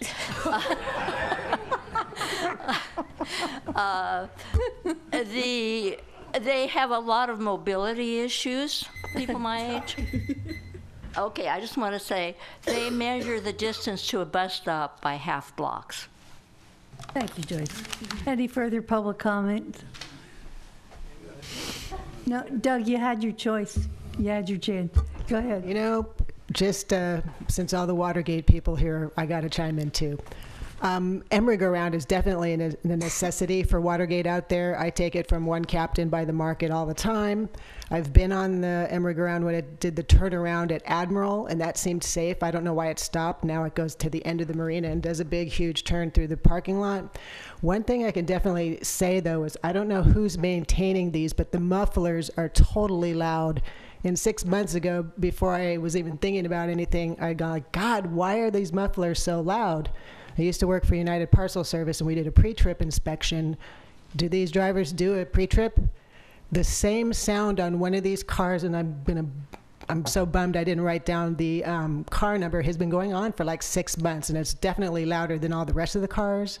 So check the muffler or do some kind of thing to reduce the noise just within the truck itself. Thank you. Any further public comment? Andre? I really don't know what's your problem with the hearing. I don't have any. I don't hear any noise truck. Something is going on here.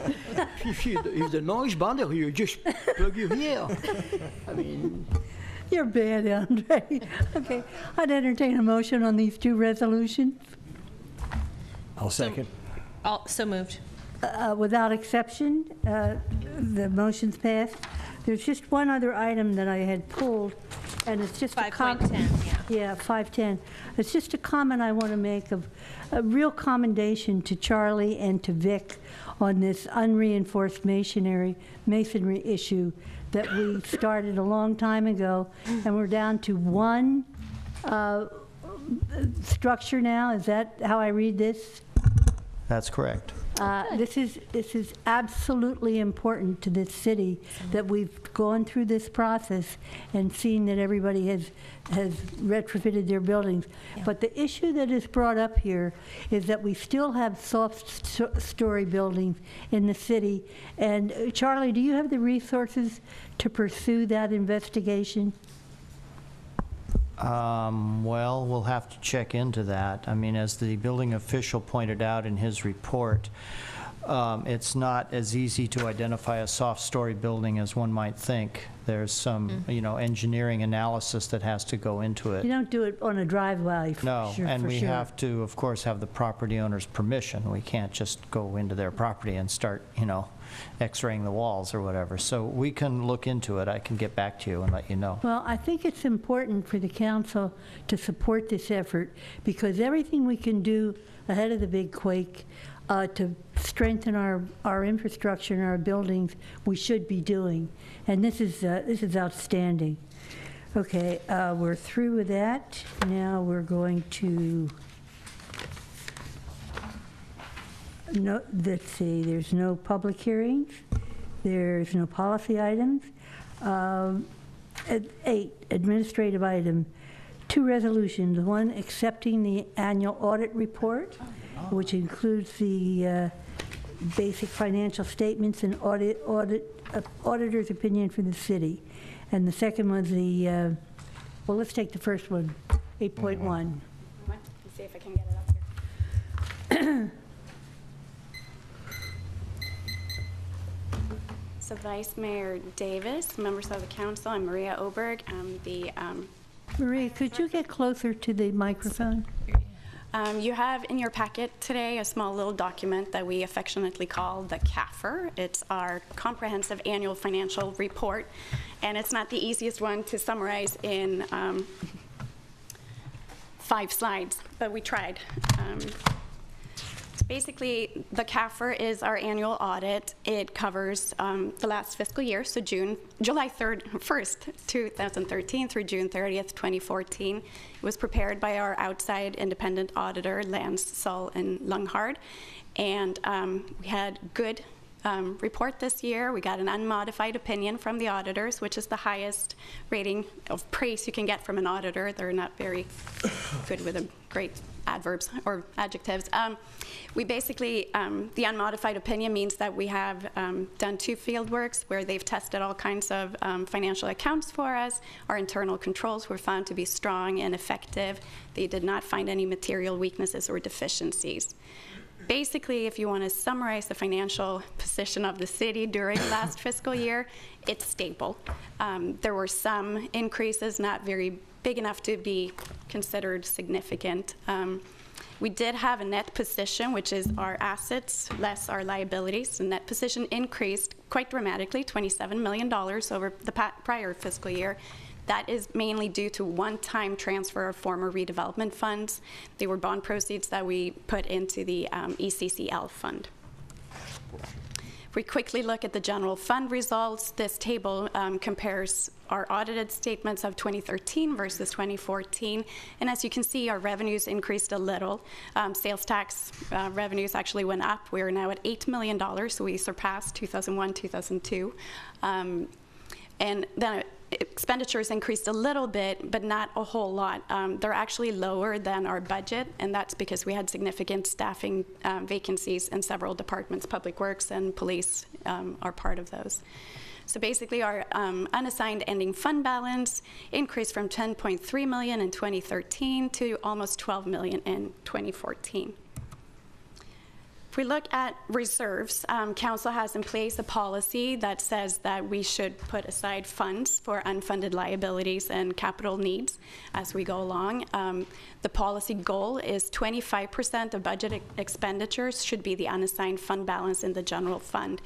And together with the Economic Uncertainty Fund, we should have a reserve balance of at least 50%. So if you look at this table, you see that we had actually a 40% unassigned fund balance in the general fund, together with the Economic Uncertainty Fund of 19%, which meant a total of 59%. Now these funds we usually transfer to projects as Council gives us direction, and we will be bringing forward that together with the mid-budget report that we'll do in May. Then during the Finance Advisory Committee meeting, and this is something that is not yet part of the balance sheet for the CAFR, but it will be starting next year, is the question of unfunded liabilities. That gets a lot of media attention, and it's definitely something that's on everyone's mind. So the main ones we have are, of course, our retirement pensions and medical health care for retirees, or OPEB. Before we go into these numbers, I just want to point out that the retirement, the pension reports, those actuarial valuations are as of June 30, 2013. They are always a year and a half behind. The OPEB, however, the retiree medical, is as of October of 2014, so it's a little bit more up to date. So some of these numbers will have changed. We've had some positive market changes. So. But if you look at our MESA, which is our miscellaneous pensions for our miscellaneous employees, our unfunded liability is $5.8 million. For the police, it's $8.9 million. And for the fire, which is with Alameda County, it's about $4.1 million. And they sound big, and they are big. However, what you need to be concerned with most is the funding status. And as you can see, it ranges from 78 to 85%, which is actually, in terms of retirement, that's the sweet spot. 80 to 85% is kind of the target where you want to fund your pension. You don't want to completely fund it or overfund it, because it is an investment account. It's a long-term liability. If you overfund this account, then you've taken money away from other services. The same goes for OPEB. Our Emeryville, for our own employees, we have an unfunded liability of $2.4 million, and for the fire with Alameda County, we have a $1.6 million unfunded liability. And I know that not applicable for the funding status is going to throw people off. The reason it is like that is the report we get from Alameda County shows the entire pool, and so they have not broken out what our assets are. However, on our own books, we have put aside about $1.7 million for this explicit purpose that was done last year and the year prior. So we are actually funded on this liability. And then the 46% for the Emeryville OPEB Trust is actually very, very good, especially compared to other agencies. If you look at other local agencies in California and throughout the nation, we are probably at the top as far as funding goes. And again, this is a lot because Council, this one and prior ones, have had a vision and a strategy to have us pre-fund on a regular basis for the past several years. So we're getting there. And I have Michelle Strawson-O'Hara, our accounting supervisor, in the audience, and she is available to help answer any questions you might have. But she and her staff have done a wonderful job. So, for the council comments, do we have any public comment on this? Andre, come forward.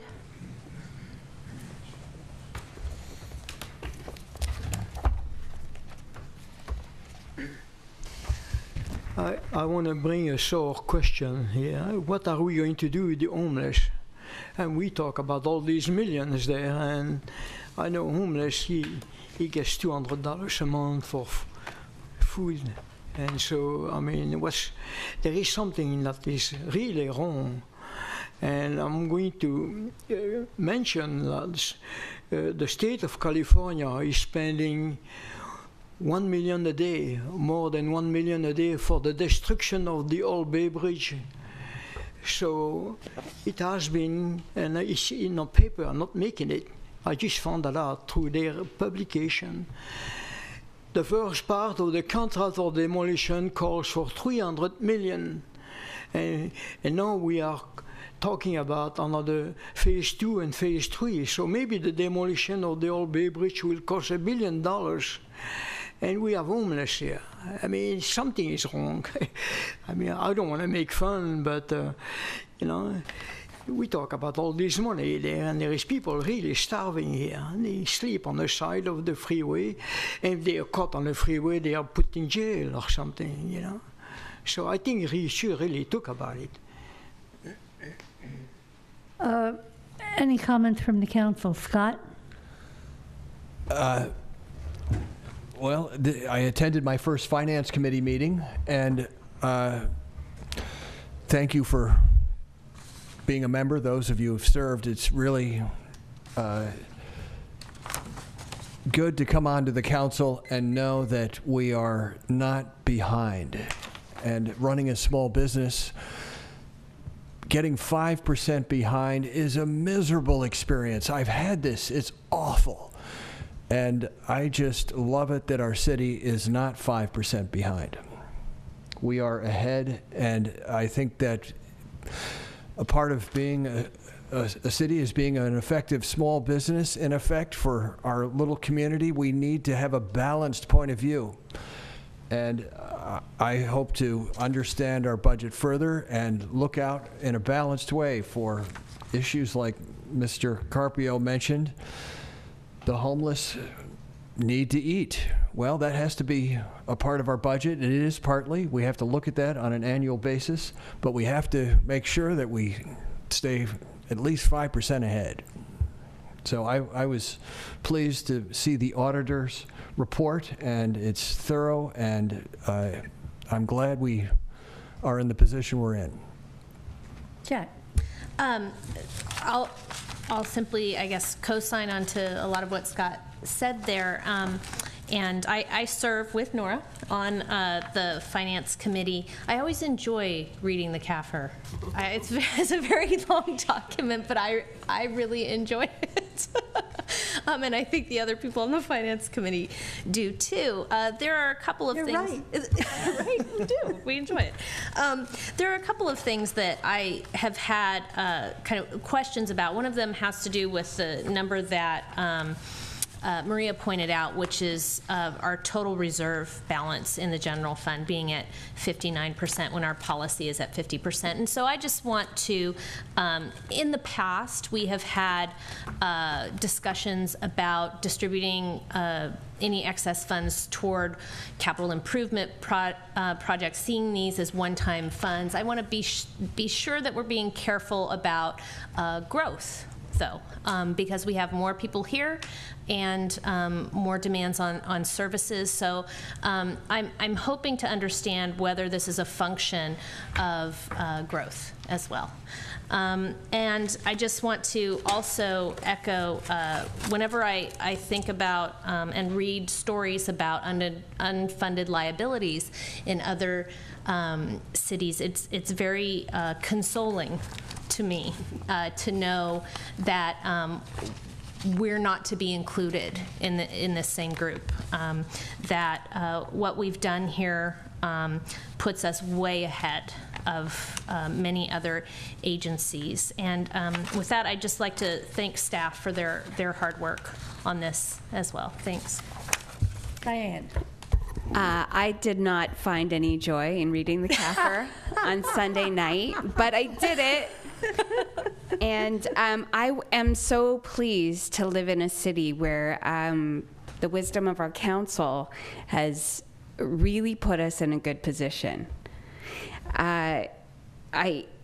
It's shocking to see that we have 59% in our total reserve balance when our goal is 50.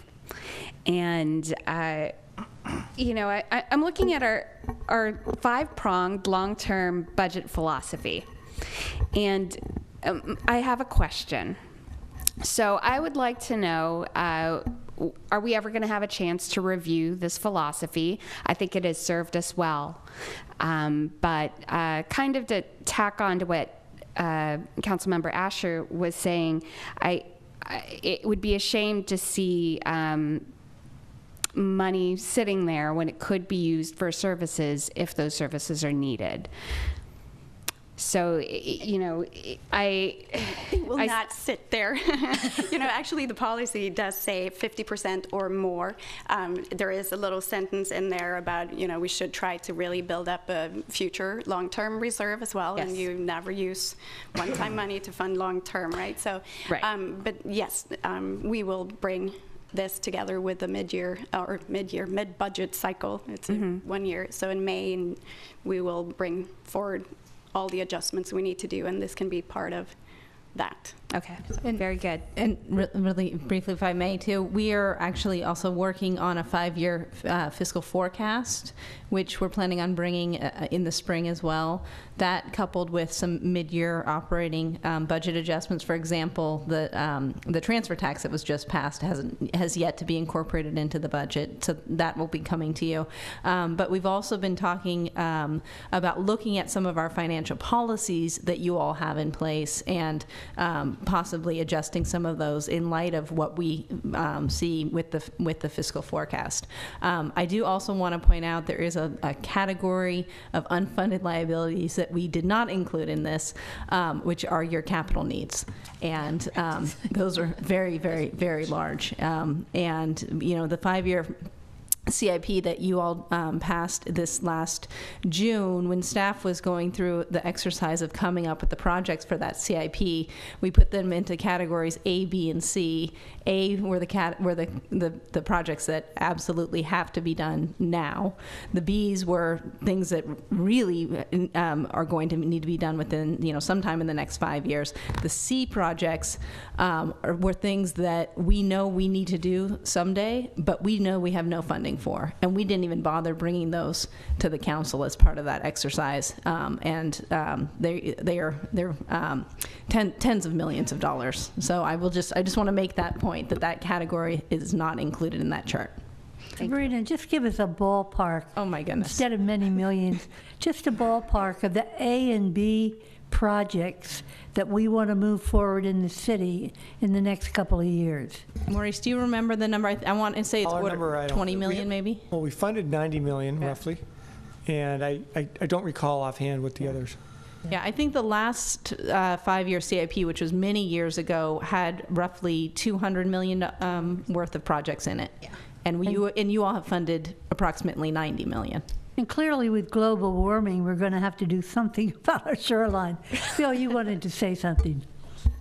Bill Reuter, Chair of the Finance Committee. Just one quick comment. I want to compliment the staff on their adept and deft refinancing of the city's debt and of the holdover debt from the redevelopment agency. That's a policy, a redevelopment policy, refinancing policy, which the committee strongly recommended and endorsed, and it's been carried out with great success over the long haul. It will save the city millions of dollars. Absolutely. Thanks for adding that, Bill. Any other comments on this item? Let's move on to ECCL. Oh, motion and Michael, did you want to say something? no, I just wondered if we had a motion and a second. Oh, I'll move it. Oh, okay. Second. Good thinking. All right, ECCL. Okay, I wanted to introduce John Baker, who is from Swinnerton Construction, who is the owner's rep for the project for both the school district and the city. And John will give an overview of where the project is. And this is kind of the first of regular reports that we're going to be bringing to the city council and the school district on the project. So go ahead. You okay? I think it got bumped out. Was that the... Yeah, go ahead. Is the Oh, the presentation I sent going to? oh, That's not affected. I did not put that up there. I don't think we didn't put it on the desktop. Okay, just, Okay. Okay. they have a copy of it. Here.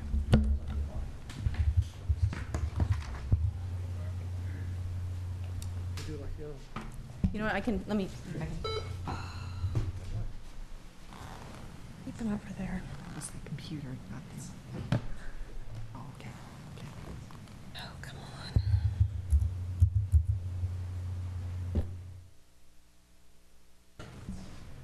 Here we go.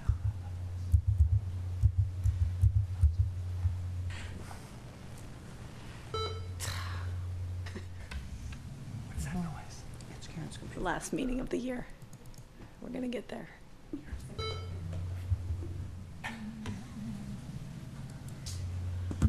Old school. There you go.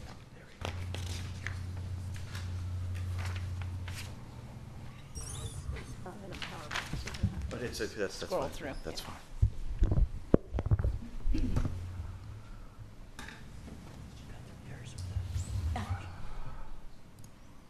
There we go. Thank you for having me here tonight. My name is John Baker with Swinnerton, and we were selected in in June of this year as the city and district's project manager representing the city and district for the ECCL project. I do want to point out that although my company's contract is with the school district, we work on many joint agency projects, and I truly view myself as representing both the city and the district.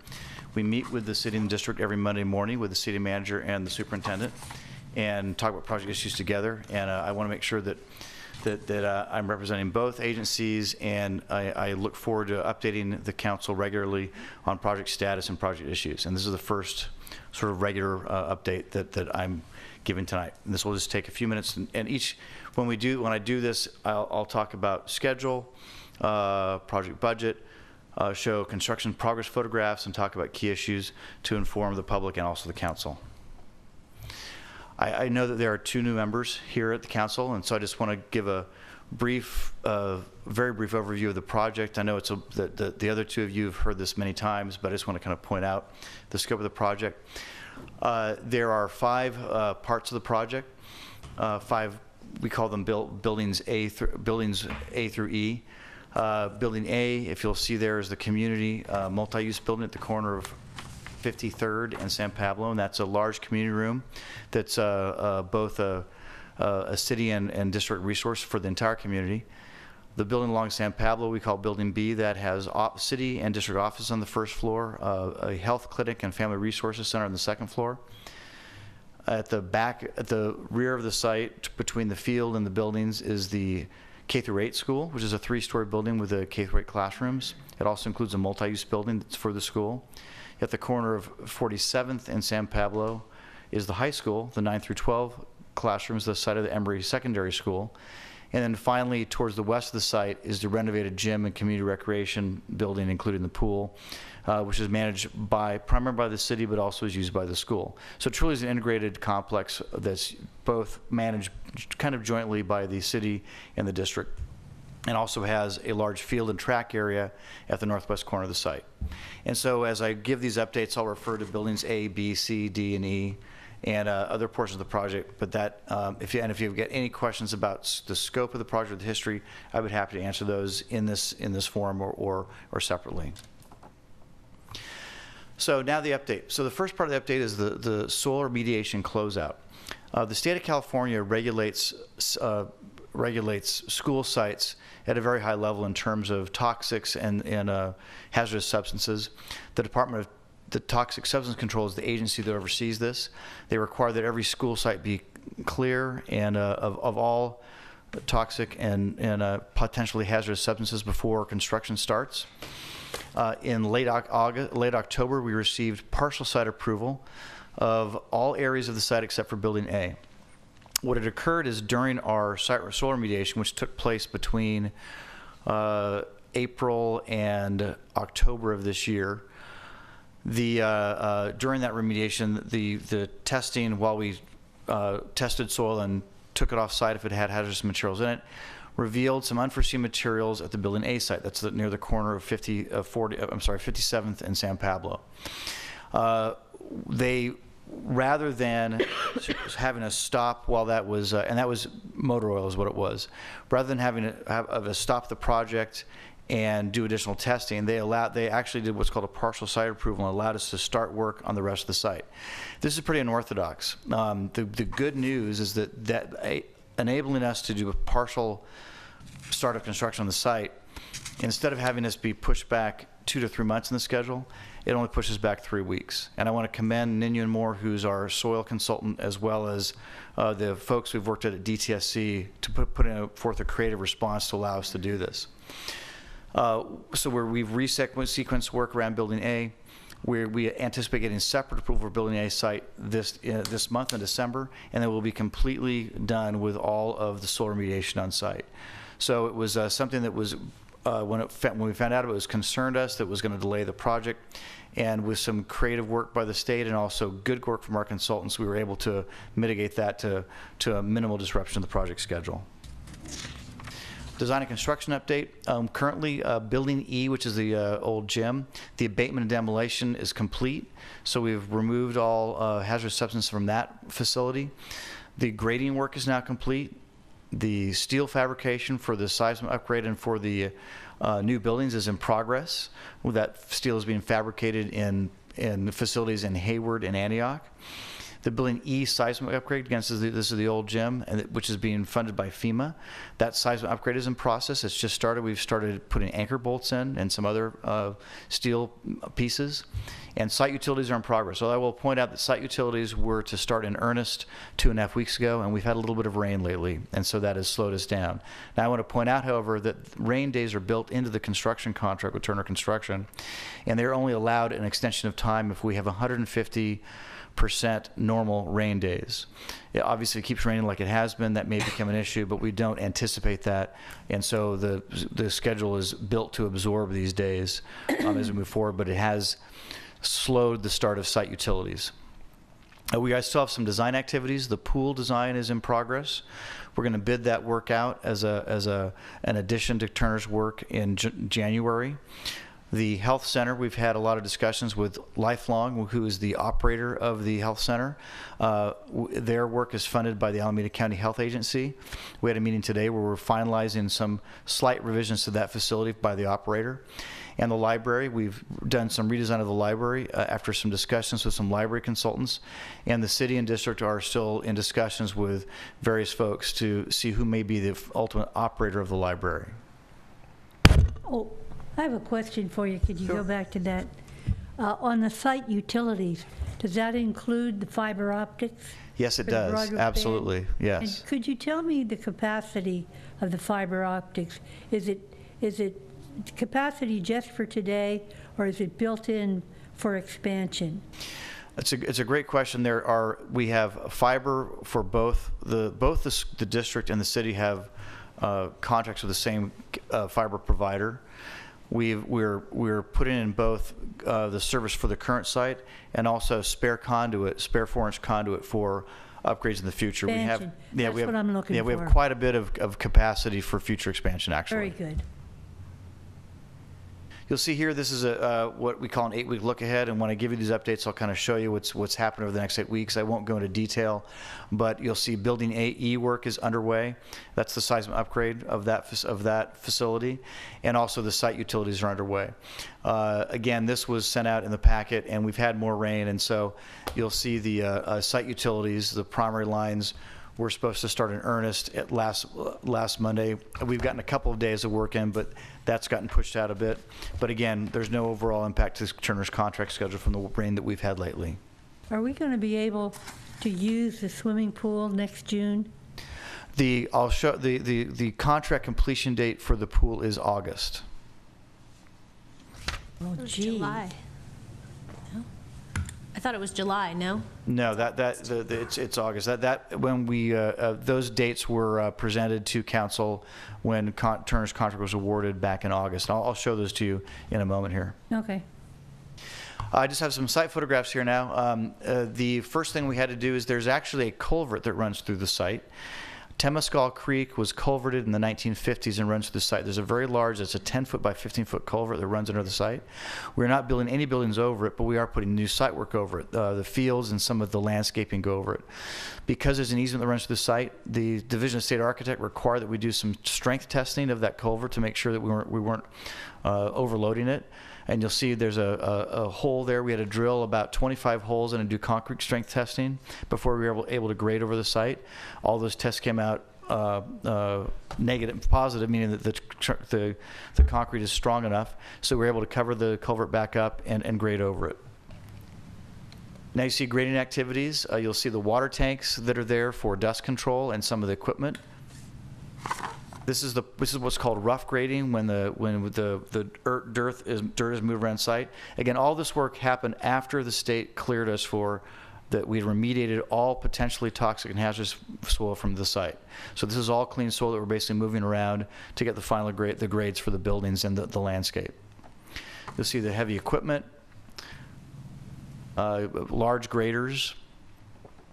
And there's the water trucks. It's very important when you do this kind of activity to spray the site to maintain dust control. This work all took place after we received approval from DTSC in late October. So this is really sort of early November, really the month of November, where these photographs are from. It was quite a bit of activity out there with a lot of earth being moved around. And there's the finished grade. So finished grading is now complete. Finished grading is within about 6 inches of the final grade. So now we do building pads, trenching for site utilities, foundations, get trenched through that area. You'll see that it's been wet. These are pictures from 2 weeks ago when the council packet went out. Finished grading is complete, but you can see the site is wet. We have been able to get about 2 days of trenching for site utilities in there, but it's been, as everyone knows, it's been quite wet. This photograph shows is over towards the Building A site at the corner of 53rd and San Pablo. That's the site that we are still needing to get the final approval from DTSC. You can see that area back here is kind of rough and has not been finished graded yet. When we get that approval, we'll come back in and do that. The good news about that also is the Building A is the last building completed in the site, so that issue has not impacted the completion of the pool or the high school or the other early completed portions of the project. This is inside the gym. This is when we were doing the interior demolition. That's the old gym floor coming up. You'll see that the current bleachers, which will be reused, are protected during construction. And now this shows all that complete. So all of the parts of the existing gym that are being demolished have now been completed. Now we're doing the seismic upgrade, and then we'll do finishes after that. And this shows old restrooms being taken out and things being taken out of the studs. This shows will be a new structural slab to strengthen the slab as part of the seismic upgrade inside the gym. So the gym is going full steam ahead as it's not impacted by the weather. Also, we've been working on fine lays and furniture, fixtures, and equipment. A good part of this project is not just the construction, but also all the furniture, fixtures, and equipment which go in the new buildings. The FF&E program was developed last year by our consultants. Some furniture was purchased, quite a bit of it in the temporary Emory Secondary School, which is at the Santa Fe site, and also at the Anna Yates School. The city and district have completed their review of the program, and we've made a few changes to that program. Also, both the city and also the district have looked at all existing furniture and fixtures and equipment which are in current sites, primarily the school sites, which can be moved. And that's been identified, and that's important because we're going to realize some cost savings by furniture that's already been purchased, and also moving some recently purchased furniture into the new school. So this is a big effort that we'll be managing over the next 6 to 8 months, is identifying and starting to procure furniture for the buildings. You'll see this. This is a table which has been used for the last several years in the project, which shows milestones and activities. The grayed out areas are those which are complete. This is going back over the past about 10 months. The areas in yellow are the ones currently in progress. You'll see at the very top, soils mitigation, that is nearly complete. Will be done as soon as we get our final completion from the DTSC. Primary construction contract was executed on August 21st and is underway, as the photographs I've just shown you. You can see furniture and fixtures and equipment that right now what we're doing is we're finalizing that scope. We'll start procuring that between January and April. The first batch will be for the gym and pool area. We'll phase up. There'll probably be 3 procurements for the gym and pool, for the high school, and the remainder of the project. And at the very bottom, you can see the milestones for move-in. The gym and pool are moving in the July and August time frame, so the pool will be and gym will be operational in August. The high school between November and December of next year, about a year from now, and the entire project will phase sort of between March and June. That's buildings A and B and C will complete and will move in between March and June of 2016. So that's the update for this week, or this month, I guess, and I'd be happy to entertain any questions that the council should have. Just keep going. Very good. Any other questions? I have 2. Oh, yeah, go ahead, Diane. So I have 2 questions. I think this has come up in a meeting in the past before I was on council, but I just would like to get the answer as to who is maintaining emeryvillecenter.org, which was a website meant to give some transparency to the public on what's going on with the project. So I appreciate all of the information that you brought to us today, but I want to make sure that the stakeholders in our community have that same path to information without necessarily having to call each of us individually and getting the packet forwarded. As do we. We've been sleuthing that out over the last month. I've been working with both the district IT person and the city's IT person to figure that out. The site is registered to the former facilities director of the district, Roy Miller, who departed about, I think, at the end of last year. It has been updated as recently as March or April, but we've not been able to sort the technical parts of that out. I'm eager to do that, and I'm working kind of every day communicating with those folks to try and figure out how we do this. As soon as we get it solved, we will be updating it. We'll be updating it regularly. Great, and I would love to know when that happens so I can let once we my do it, constituents we'll know. send a message out to everyone and let them know, everyone in both the city and the district, and let them know. Thank you. And you mentioned some creative reuse of furniture and equipment, and I am all for recycling. I think that's a great idea. It's a great way to saving costs. However, I just want to make sure that the timing works optimally for the people who are using the equipment and furniture, and that there's that it's adequately timed so nothing is planned to be taken out of, for instance, Annie Yates while the school is operational. No, those moves will happen at the time we move the school. Okay. The K through 8 school, the Annie Yates use, that move will take place at the end of the spring semester of 2015, the end of next year. So we're not going to be. We'll do it when school is out for the I guess the summer break in June. I think that right now we're planning. So, I'm sorry, summer break 2015 or 2016? June 2016. Okay. Okay.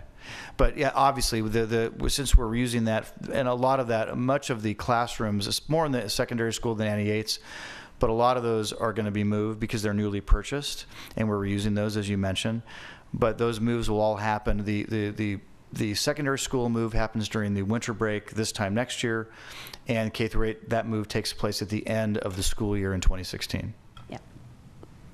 Any other questions for John? Ken, you had a question? You know, I did mention this some time ago, and in view of the recent protests, I'd like to know if there's any preparation being made on how that building could be protected in the event of a civil disobedience, because it's going to happen, so. Any other comments? Thank you very much, John. Appreciate the update. Okay. Moving along to the city as a housing successor. Any action there? Nope. Okay, then we'll move on to communications and reports. Charlie, Planning Director's report. All right, this is my monthly report to you on the actions of the Planning Commission at their last meeting, which was on December 11th. They had a number of items on their agenda, which are listed here. There is a link on your agenda to the Planning Commission agenda. I just want to note that if you tried to access it within the last few days, you might not have been able to, because we're going through a website update and there were some glitches with that, but I'm told that it's fixed now, so you should be able to access that. They considered the final report for the so-called EBOT study, Emeryville, Berkeley, Oakland Transit Study. They did have some comments on that. We will be bringing that to you for approval at your next meeting on January 20th. They approved a high-rise sign for Berkeley Research Group, BRG, at 2200 Powell Street. That is an appealable item. They also approved 2 new residential units at 5532 Doyle Street. That project involves the demolition of 2 existing units, and because it involves the demolition of residential units, it requires City Council approval. So that project will be coming to you at your next meeting on January 20th. The Commission does recommend that you approve it. They approved the removal of 1 street tree on 59th Street. That's also an appealable item, and that is in conjunction with a Transportation Committee item related to a curb cut and a parking space on the street, which was approved by the Transportation Committee. I believe it will be coming to you at your next meeting on the Transportation Committee report, just for the curb cut and the parking space, not the tree removal. They also held 2 study sessions, one on the Marketplace Redevelopment Project Master Plan, and a second one on the Christie Avenue Properties redevelopment. That second one on Christie Avenue Properties will be coming to the council also as a study session on February 3rd. The 2 appealable items, the BRG high-rise sign and the TNE street tree removal, you may, if you wish, vote to deem that they stand appealed if you want to review them, and that has to be done during the 15-day appeal period. So if you want to do that, this is the time to do it. That's why this report is on your agenda, so that you can vote to appeal anything that the Planning Commission does if you wish to do so. So that's the report on the Planning Commission. I have one other item, unless you have any questions on the Planning Commission. My other item is the notice of preparation for the environmental impact report for the Sherwin-Williams project. I previously sent you an email about that, but just for the benefit of the public, I want to announce that the notice of preparation has been revised. The public comment period has been extended to a 45-day period now. It ends on January 30th. And the scoping meeting that had previously been scheduled for this coming Thursday, December 18th, has now been rescheduled for Tuesday, January 27th at 6:30 p.m. here in the council chambers. And that notice of preparation has been widely distributed to public agencies and surrounding property owners and residents. Thank you, Charlie. Any questions for Charlie? Moving on. I have one question. I went and looked at the tree, and I can see the tree has got to be moved if the roll-up door is going to work, but it's a nice tree. Did they pay their fee for? Oh, yes. Well, they haven't paid it yet, but that's one of the conditions. They have to replace the tree, and they have to pay the city the replacement value of the tree. Okay. Both. So it's a new tree and replacement value. Okay, great. Thank you. Any other questions? Diane? Nope. Jack? No. Okay, moving on to council members. Diane, any comments? I have no comments. Jack? Yeah, I have one quick thing. And it sounds like a simple thing, but it does so much.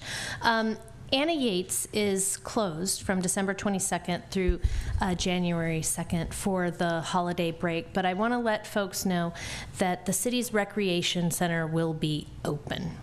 It'll be open from 7:30 a.m. until 6 p.m. to serve the children in our district. It will be closed on Christmas and New Year's Day, so I'm not overcommitting here.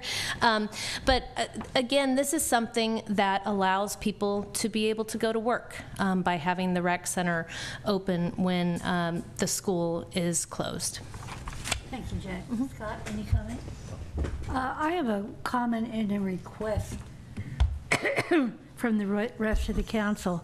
We had the taxi drivers here tonight, and I understand that the PUC is the one that controls that, but in this city we talk a lot about supporting small businesses. These are clearly small businesses. They have been dramatically impacted by Uber, and surely there is something we can do. I think Mike Biddle suggested that the enforcement of the business license aspect of this, because Uber cars are clearly identifiable. How's the rest of the council feel about asking that the police department make this a special project to pursue the giving of the citations for the lack of business license? There's no control on Uber.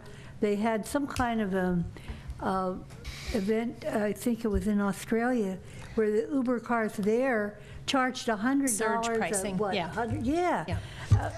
There's no control over these people, and they're coming in and they're wiping out an entire small business industry. We shouldn't be just sitting here doing nothing.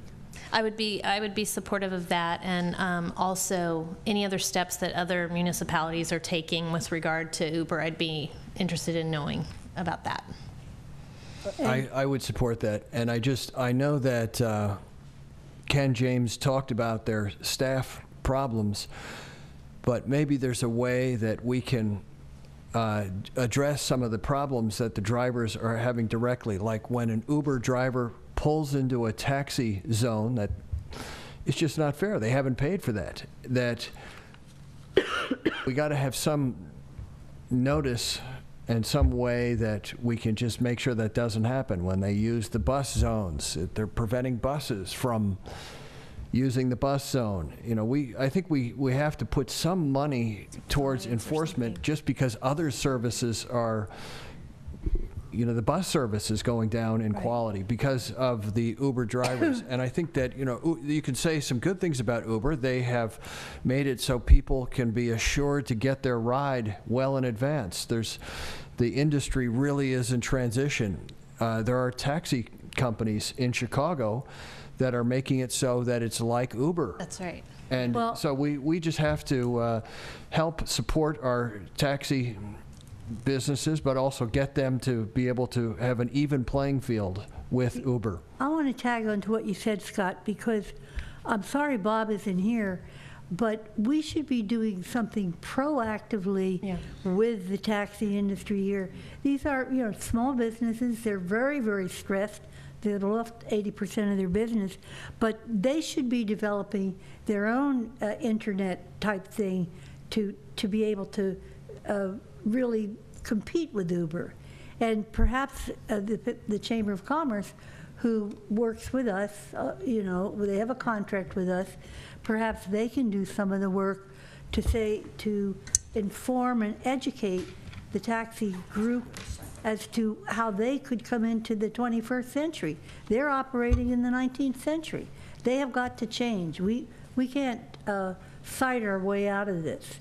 They have got to change and upgrade their abilities. So we have some actions, small though they may be, that we could take. Sabrina, could we do that with the contract with the Chamber of Commerce? This is a specific item of finding out these other, Scott has the information about Chicago, and inform them that this is a way that they can be competitive and get in the game again. Yeah, we will. We'll work with the chamber to do some research on that. I have heard some other cities are working on that, and some taxi companies have just taken it on themselves. And so I will offer up to sit down with the taxi folks here in town, and we'll think creatively about it. You know, as you acknowledge, we do have a very small police department, and with competing priorities. But thinking through if there's an efficient, strategic way for us to maybe go at this a little bit differently than we're thinking. So we'll bring and clearly something. Berkeley and the Berkeley and Oakland and Emeryville taxi drivers are coalescing. So this is something that can be done. Let's give them a little assist. Okay. On the community advisory body vacancies, as far as I know, there's no vacancies. Is this correct? Actually, we are in the midst of determining who does not want to be particularly reappointed for next year. And we're also, there's been 1 or 2 council members and some members of the community as well as staff who have felt that it was time to kind of review some of the current structure of our current advisory bodies. And so we're going to be bringing that to the council in the first meeting in February. And so most of the so everything will roll over until then, because it kind of doesn't make sense to go out if there might be some differences in what they are and when they meet and how they're staffed. So we'll be doing that. But I will say that there are several people, we're starting to get people saying that they're not going to apply, which then also means that once we know exactly what the structure is going to be, we will need to be able to build in the time frame to do some publicity out to get folks.